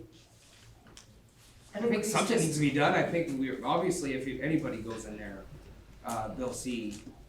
I personally am grateful that I've never had to be in the police department too much, but there's just no room. And in the public works department, there's zero room there. I mean, Nothing. it's, you know, I can't give you a number of what I'm comfortable with paying. I don't wanna pay anything, you know, but, you gotta. We're not gonna get it done for nothing. Right, exactly, but you gotta do what you gotta do, but that. Well, yeah, It's a great Yes. question, if I could. yes. But when you're done with that, I got one No, more. I'm ready. Now, until we know what the line items are, how much increase, it's very hard to say. But I've heard something in 2 meetings here that I need a clarification on. Transformers. Yeah. Why do they need to be stored inside?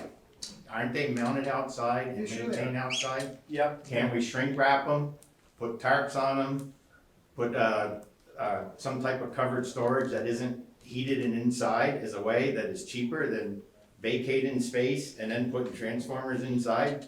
And you can tarp them for a lot cheaper than putting them in a building.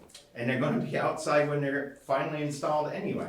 So I've heard that a couple times that, you know, if we move public works out, we're gonna move transformers inside, and Joel Clark can't wrap his head around that. No. As far as doing it I cost promise you, effectively. we're not even adding square footage, we're using what would become a small available space when we reconfigure. And I, There's many more important things than that add up to 1 million or more that are outside. but I understand that, Bill, but it's been said in a couple of meetings, so if I'm Joe Public watching TV. Right. These transformers should be inside and they're not right now, so I'm Joe Public, I'm gonna say, heck yes, let's get them inside and save money for our, village electric. But that's not really the case, so I just wanna be real careful, because people, that becomes part of the discussion, it's okay. There's ways to, take care of that problem without vacating space that could be used for somebody else. Dwayne answers that in his video. So in fairness, once again, we haven't even had our first informational meeting, but we had to have this discussion first. I think we're losing sight of something. I I just know we're wanna, locked Bill, onto let me just say right now that, in order for this proposal to fly, you need all the people in Swanton. Mhm. So, you have your informational meetings, but it's for all of Swanton. Yeah. I think we gotta start looking at it that way. Everybody's invited here, Because, but if I may, look on the bottom of your packet, everybody's focusing on the bond.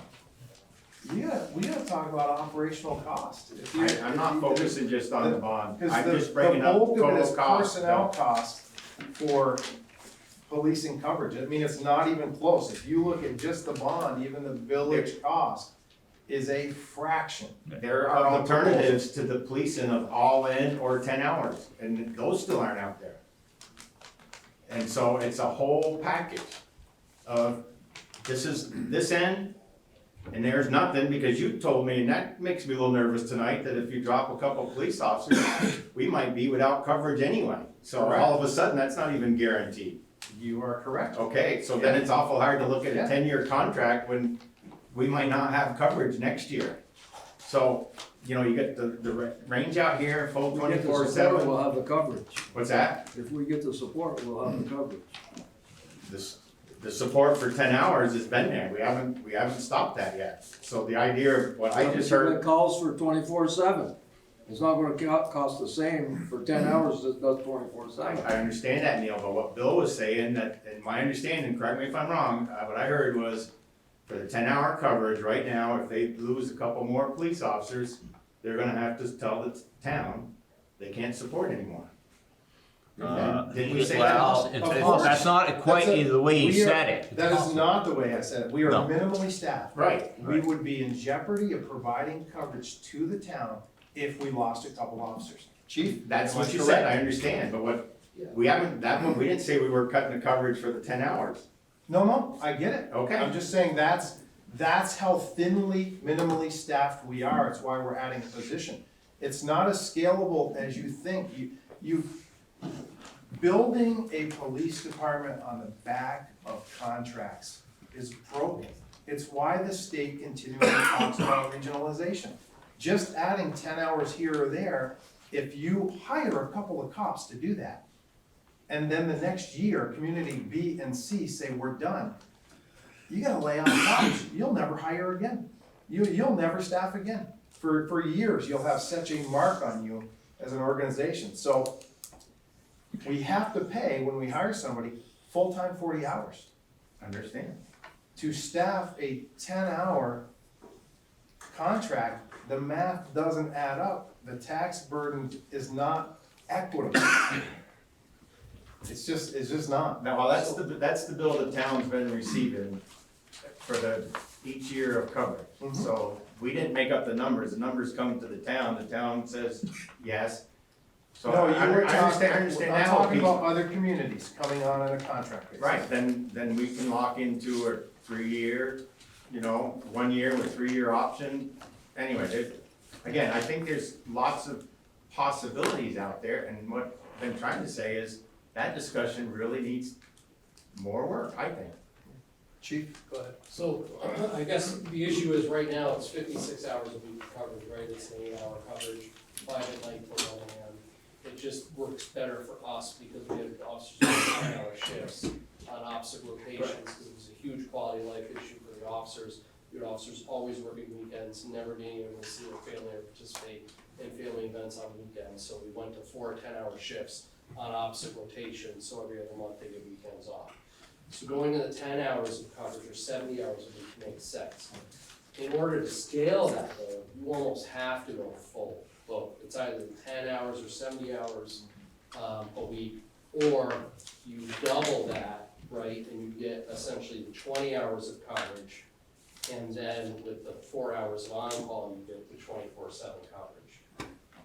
Now, what Village Manager Sheets was talking about is almost a worst case scenario, because we are minimally staffed and that we have no buffer.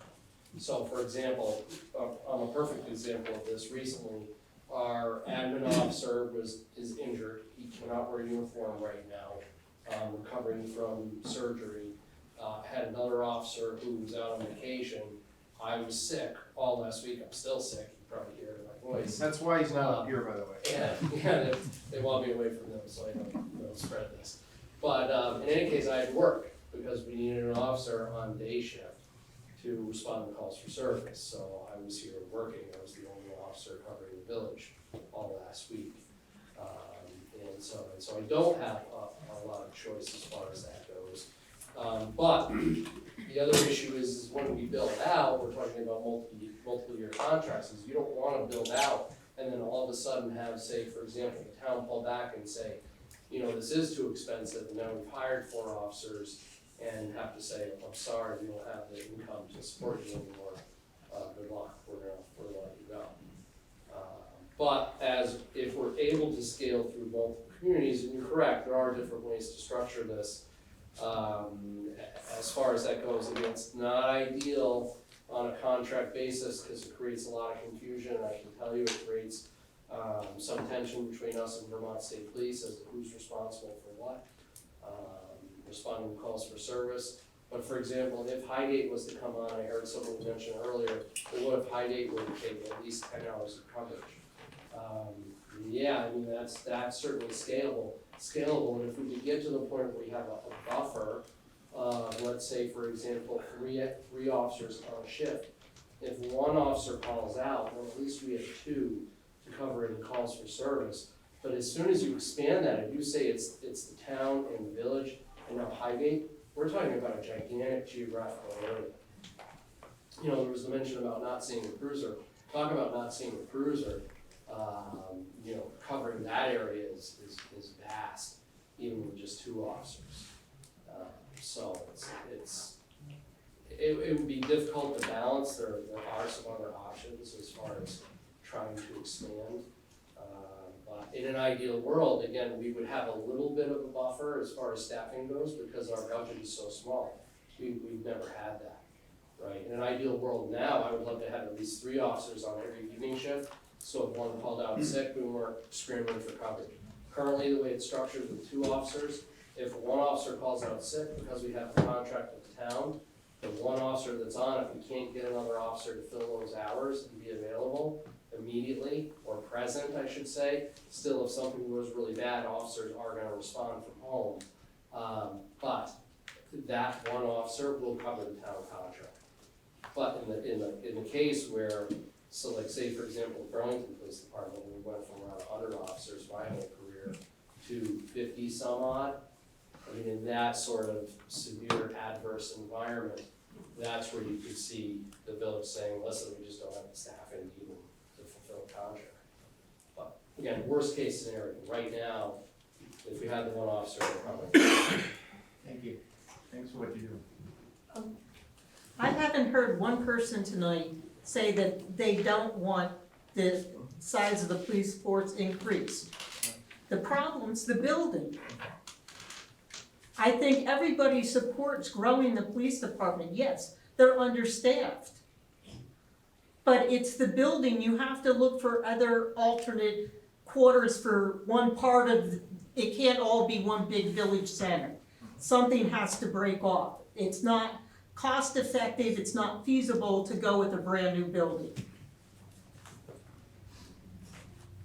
Does expanding to these, what I'm understanding is if we do get the commitments from surrounding areas, would it benefit staffing, would it benefit the funding at the same time for this? I'm not sure I follow on that for staffing. We could add staffing and it would smooth out what people are paying to some degree, depending on how many you're adding. What we have right now. I think we'd still be at a bare minimum, I wanna say, because benefits are so expensive. We were just using a rough estimate of around $100,000 per officer, which is a large expense on them.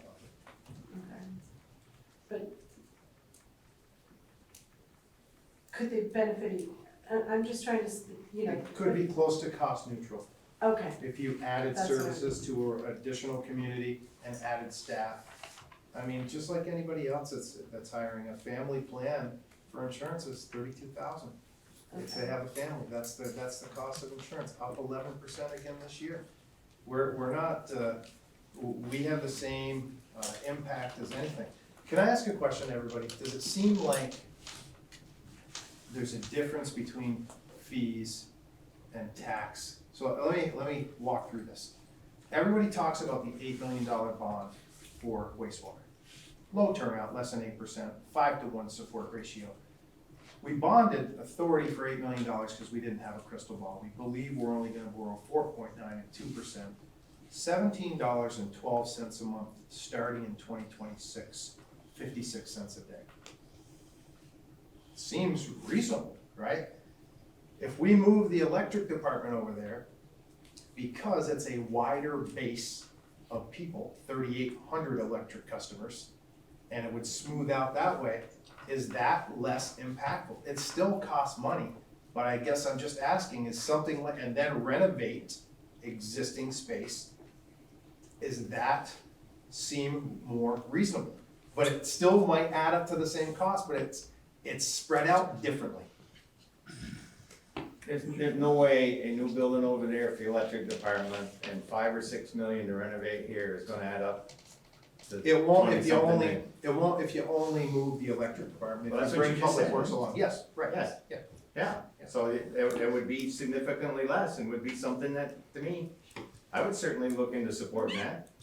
I think we'd have to study that, because do. then you'd have to remodel in here, and that's costly as hell. You already That have- bothered me. you When I already saw what it's remodeling. gonna cost just to do this, that shocked me. And if I'd done it a year ago, I think it would have been perhaps half. If you wait, that's why I am in favor of what Bill proposed.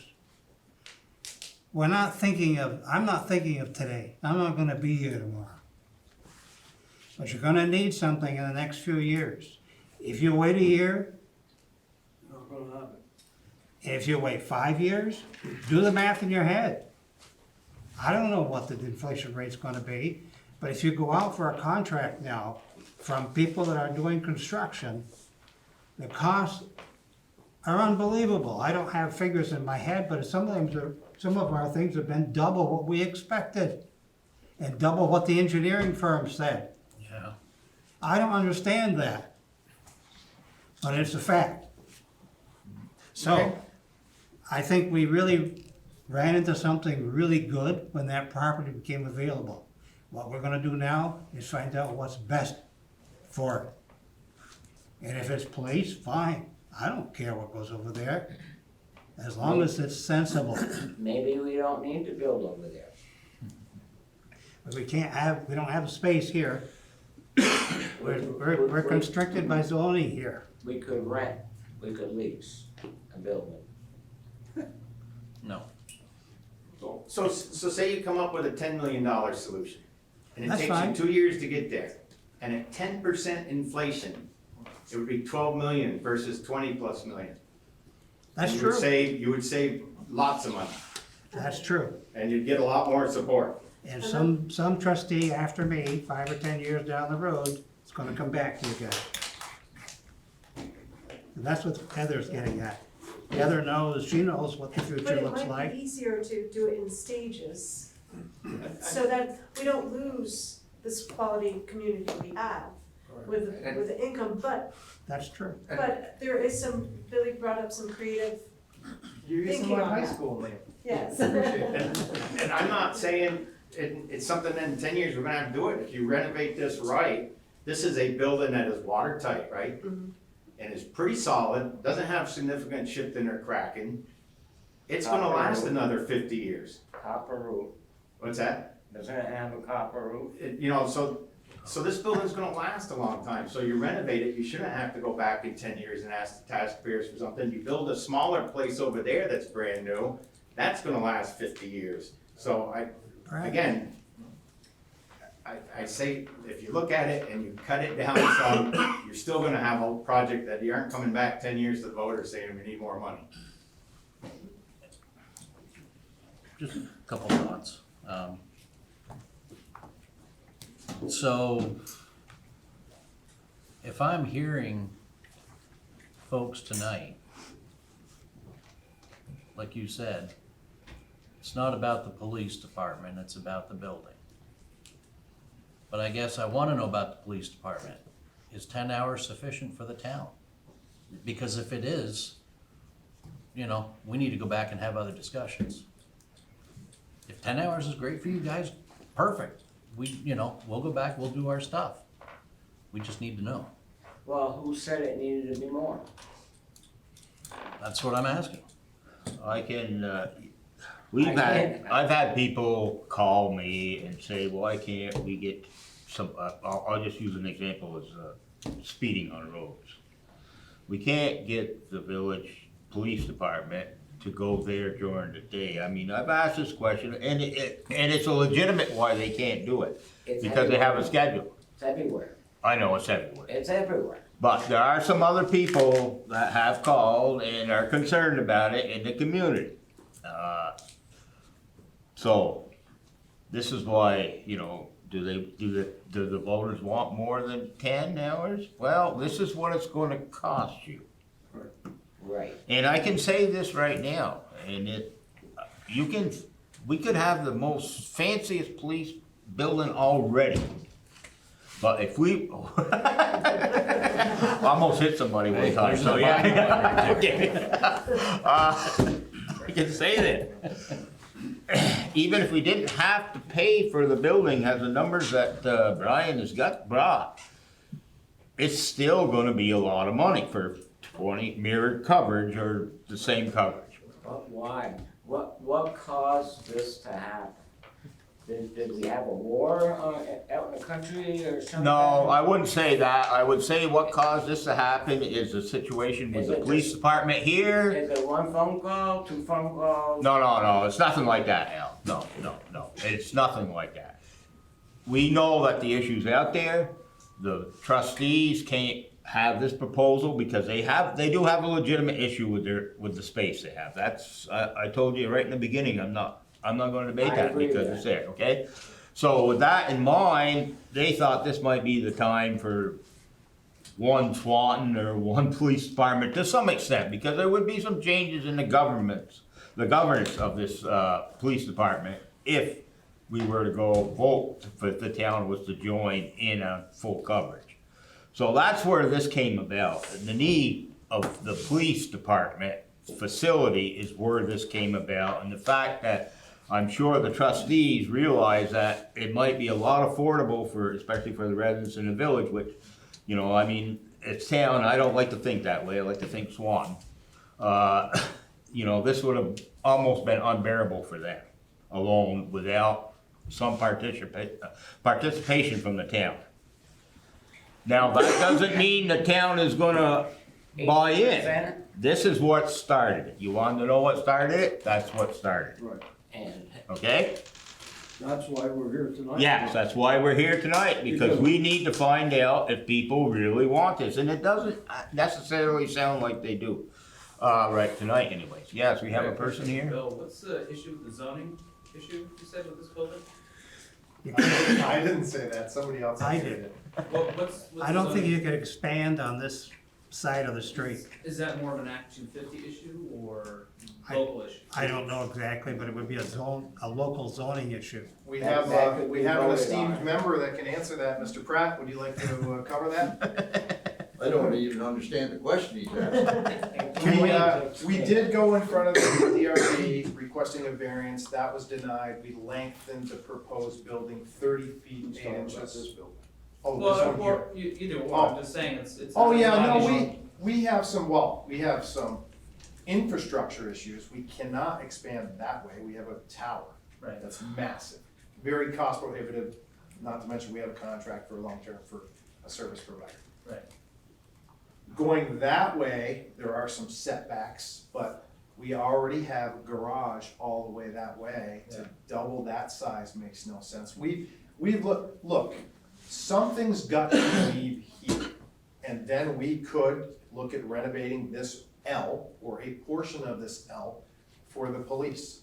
And it would be less, not as less as people think, but it would be less. And I keep hearing that 77%, as I think it's 77-23, but it's close to 80. It's not that the town would pay 80%, everybody pays the same, no matter if you live in the town or village. That's the proposal for policing across the board, and that's the rate that everybody pays for the fire, same. the tax increase. Oh, yeah, yeah. So it should not be lost on our village voters here.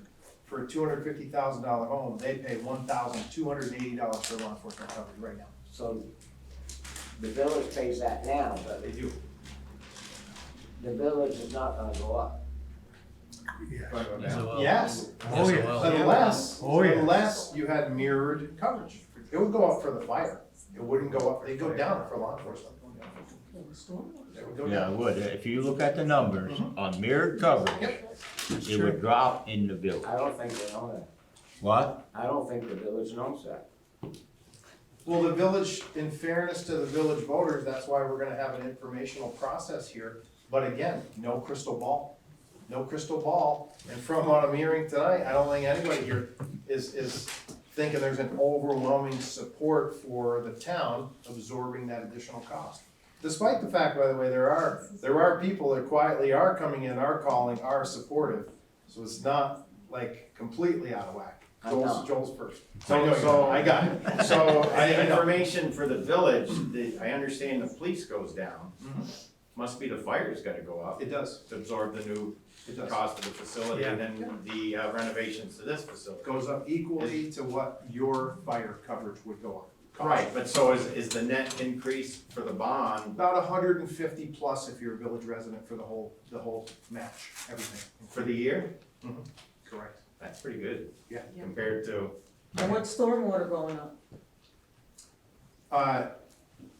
So, $17,000. are you talking, so stormwater's, are you talking wastewater? Mm-hmm. Yeah, $17.12 a month, 56 cents a day, beginning in 2026, when the bond has to be paid in the first full year.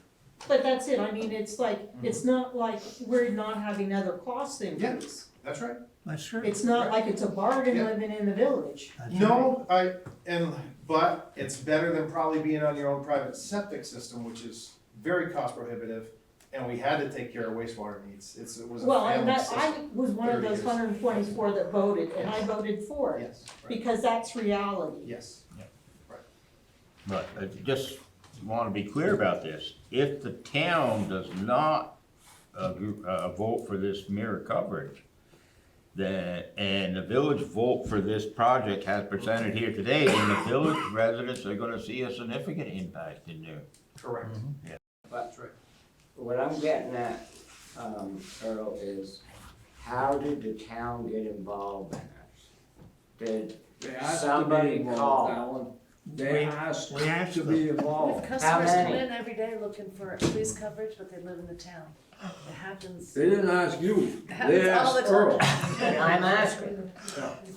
That's why they came You to raise us. your voice, I'm gonna raise my voice. All right, let's keep it under control here, because, well, Alan, this is something that, you know, the community needs, the board has to be concerned about it. And I know everybody on this board has probably heard from citizens in the town about police coverage, okay? Now, when the village is trying to address this issue here with this police station they have, they came with this proposal and asked us if we were interested in considering it. At that point in time, we didn't know what the tax impact was, cause it might have changed their tune right off the bat, but maybe not. I mean, because, as I said, this issue is not gonna go away, we've gotta do something about it. And hopefully we can work, the both of us, these boards can work together to come up with something that is, you know, maybe more affordable. So, $150, is that on a $250,000 home? Yeah, I just wanna so, make sure we're comparing. yeah, so go on the 250 column. So right now, $250,000 home, police coverage alone for a village resident. That drops to 1,037, correct? Yeah. Last column, I don't have it, I do have it. Yes. 1,037. Yes. Okay, so that's a decrease of $220. You flip it over to the fire side, that is an increase from 140 to 400. That's 260.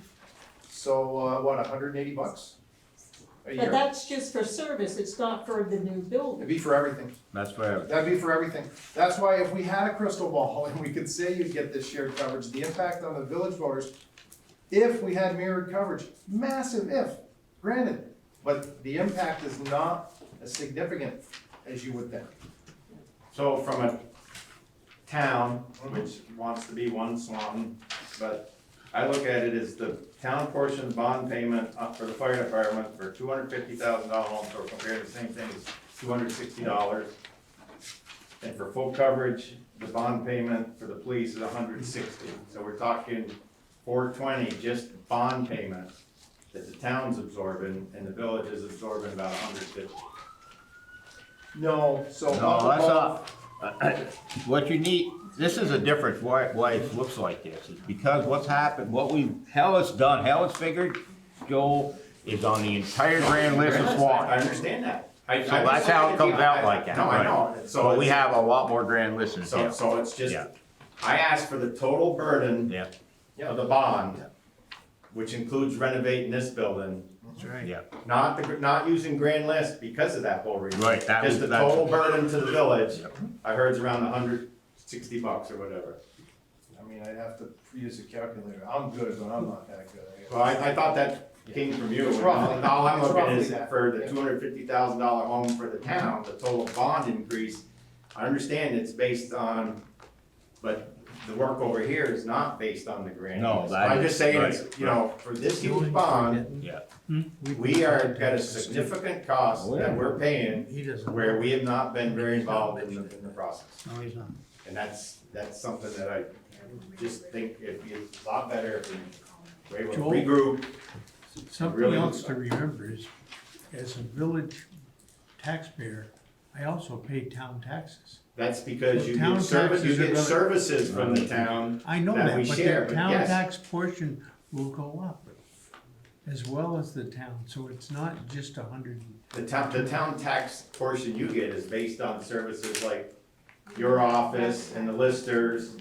But it'll still. We're not increasing those.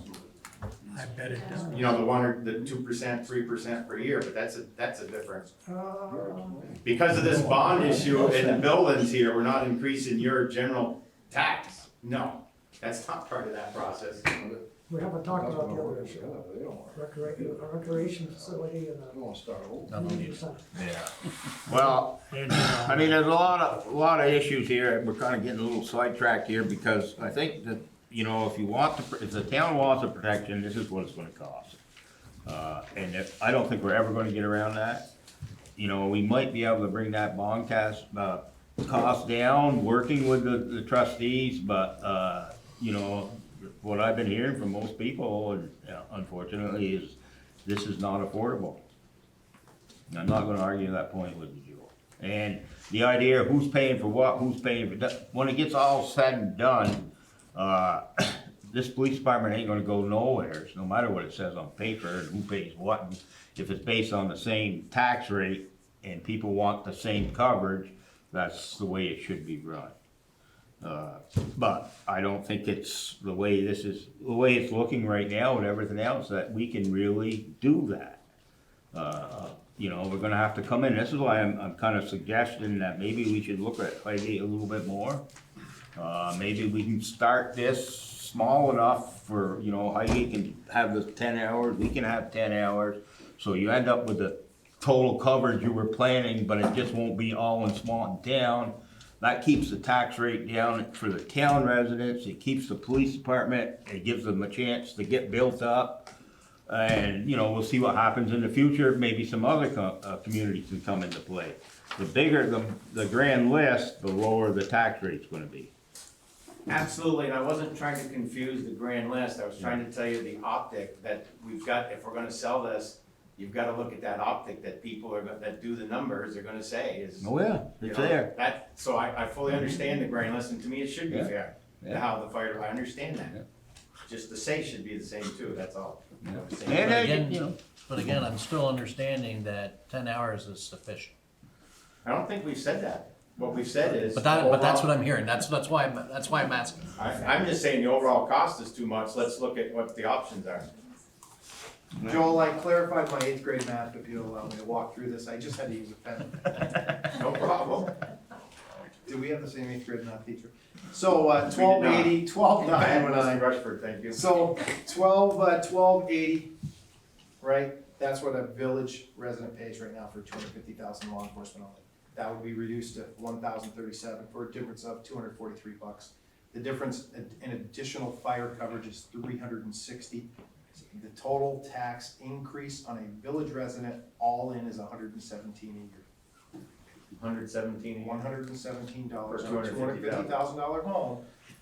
The decision point's pretty simple. We're hearing it pretty loud. That's if the town says, hey, I wanna pay an equitable rate for these services that the village has been paying for all along. That's the reality. Yeah, that's what I don't That's the think people reality. realize is, and I didn't either till I started looking into this, and I'm sitting there looking, wow, people in the village are paying that much? You know, it was shocking to me. Right. And so what I was trying to say is if we look at the facility cost, then we can help reduce this. That's the piece I've been trying to say. Yeah, I think that, I heard you, I heard everybody here, and I agree 100%. And like I say, it doesn't look like the board would support this or advocate for this, to get a positive vote at the present time, unfortunately.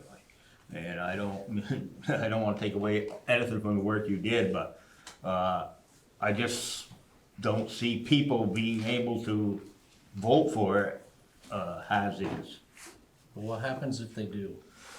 Well, if they do, then they'll pay the bill. You know, I agree with you.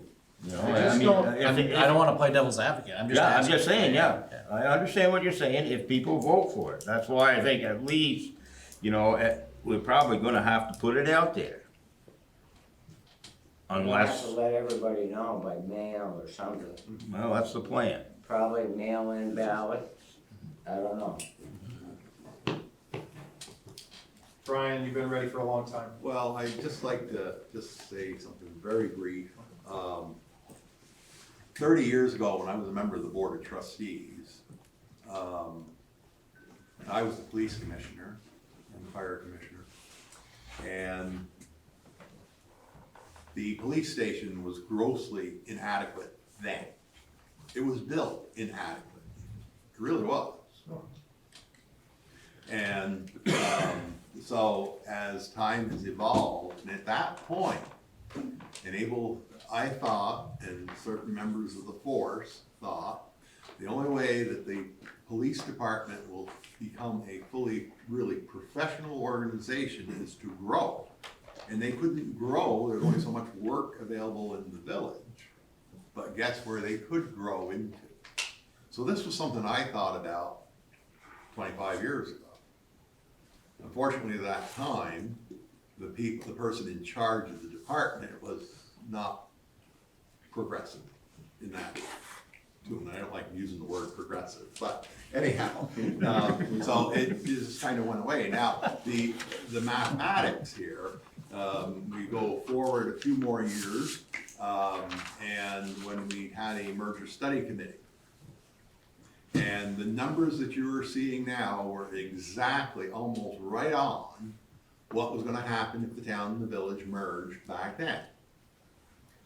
Fire department, without any building, okay, this was without the building, operation and maintenance.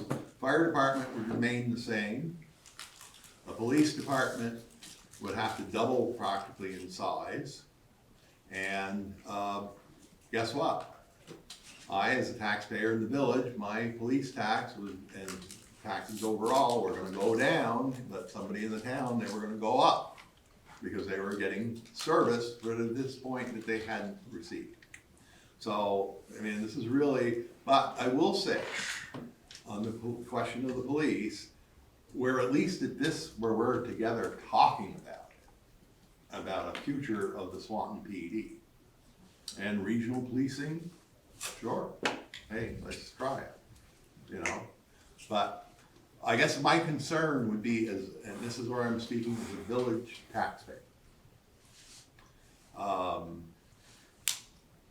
So the village passes the bond, and it's cooking along, and things are going along, and then 5 years out, or sometime, there's a massive change on the select board, and they say, nope, we're done, that's it. What happens to the village taxpayers? Who's gonna pay that bond? Where's that income? So that's my biggest concern at this point. And then that, I'll shut up, I probably get fired tomorrow. No, you won't. Your point is very valid, and I guess I didn't say it as good as you did, but, you know, I mean, and I am concerned about the residents of the village. Just because I'm on the select board, doesn't mean I don't think of the village. I'm a village person too. Okay, but that's what I'm concerned about. They could get stuck with the whole thing. Unless we can get the whole community to go for it, it's risky, very risky for the village. It is. The plan would be, that would be part of the operational costs, so the police portion and any shared portion over there, the public safety facility would be rolled into any contract. Yeah. You have a third of the shifts in the town right now, 10-hour coverage. You would pay a third of the bond, and we would roll that into the contract, and you would have a decision to make on whether to pay it. We do the same thing in Sheldon, Enosburg, Highgate, and eventually you would see it's moved out. Yeah. But maybe we need to work more on that regional part in order to get this to be affordable. Yeah.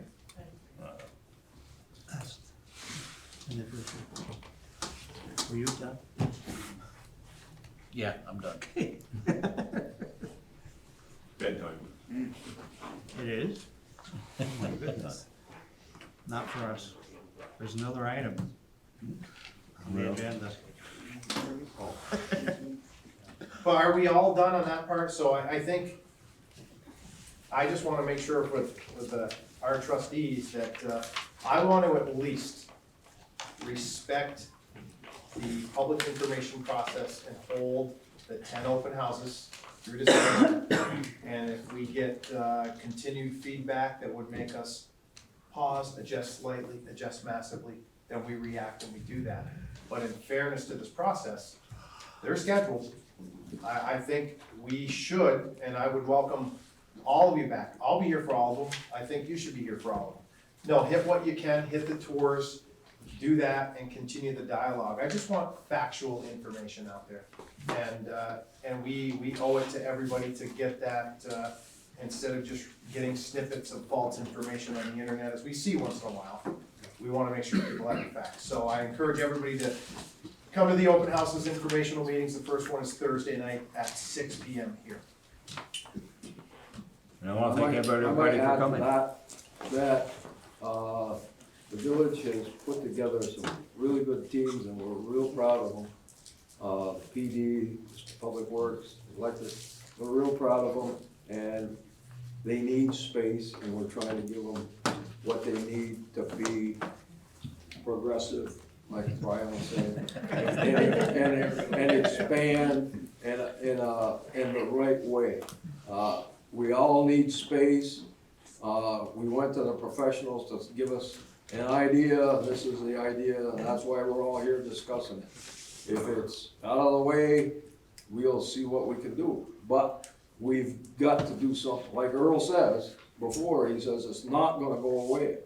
And the crime's not gonna go away, and we need more services, we need more space, and it's gonna cost us some money. Not maybe exactly this amount, but we've gotta be moving ahead.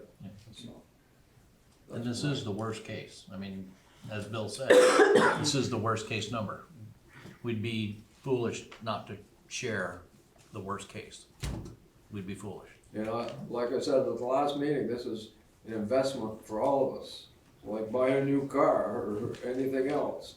You gotta gamble on what you're buying and hope you made the right choice.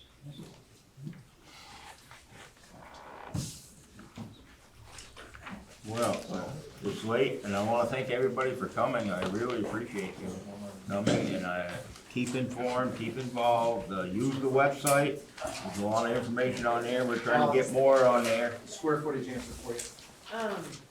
Square footage, everybody, is? The electric department's 5,240 square feet, and office is 2,444.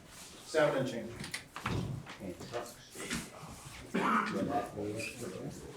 This is the electric, this is the entire electric. This is the still about that.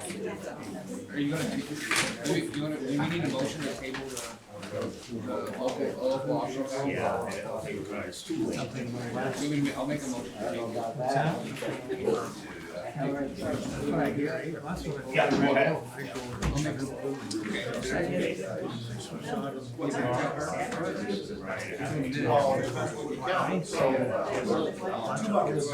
Okay, Another one in 5 years, another one in 10. And they're not gonna cost $5. It's gonna cost a bundle. I think, well, that's my thought, but I'm sort of progressive. And You got one for Brian? I want to think 50 years. All right,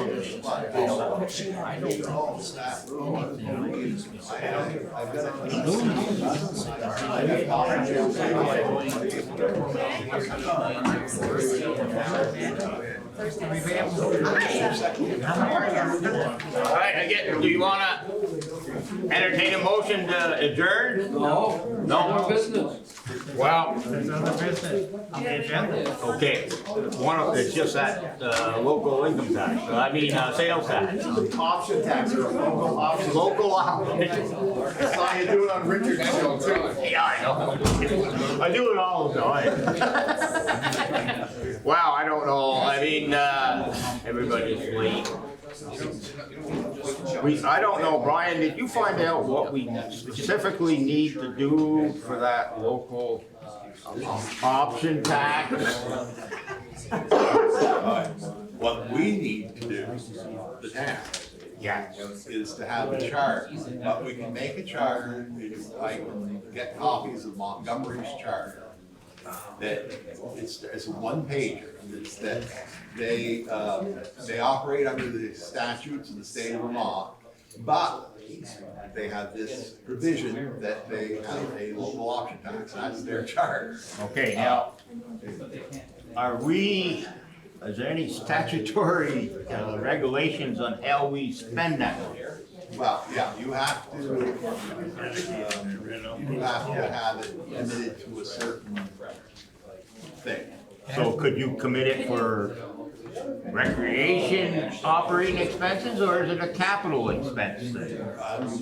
Put it where you want it. So you could actually pay operational. As far as I know, yeah. Okay. But see, when we start doing the charter work, when we get these in place, Can you Diane, change your dedicated spot from year to year? Like say if for 3 years you wanted to go to community red, could you ever change where the dedicated funds yeah, go? you amend your charter to put that language where it's gonna go. So Oh, how so we it has to spend, be in the charter. Yeah. It's not an easy change. If you look at the. It's easier for us to do, I guess, because you've got a full-blown charter. We have to get legislator approval and then vote. Well, we would have to get legislative approval too, but that's relatively easy. I just didn't know if a town could say, well, this year I want the money for the rec department, next year I want the money. I would recommend doing it every year. Or 5 years, or you know what I mean? If you could set terms on your budget. I'd have to talk actually to somebody in the tax department that knows what they're talking about, which is sometimes, but, you know, but certainly we can get, you know, if we're going to be placing this on the ballot or whatever we're gonna do, are we just putting it on as an advisory question this year? Or going as? I don't know, what do you guys think about that? I mean, it's an option, personally, for me, I'd wait. You'd wait. I'd wait. So maybe we need to We get got all. too many irons in the fire right Yeah. now to even discuss I that. don't think the I town did will have approve a it. conversation with Representative Walker. They're saying no right now. That news that came out last week killed everything. Unfortunate. I was waiting for that hammer to fall. I knew COVID was going on. Yeah. You did, I know. Yeah. Make a motion to table that conversation. There's no need to go modern to that. I'm making a motion to table that conversation. Okay, motion been made by the select board to table that conversation for tonight or forever? Put it on next meeting's agenda. Next joint meeting agenda. That. I would not be against it.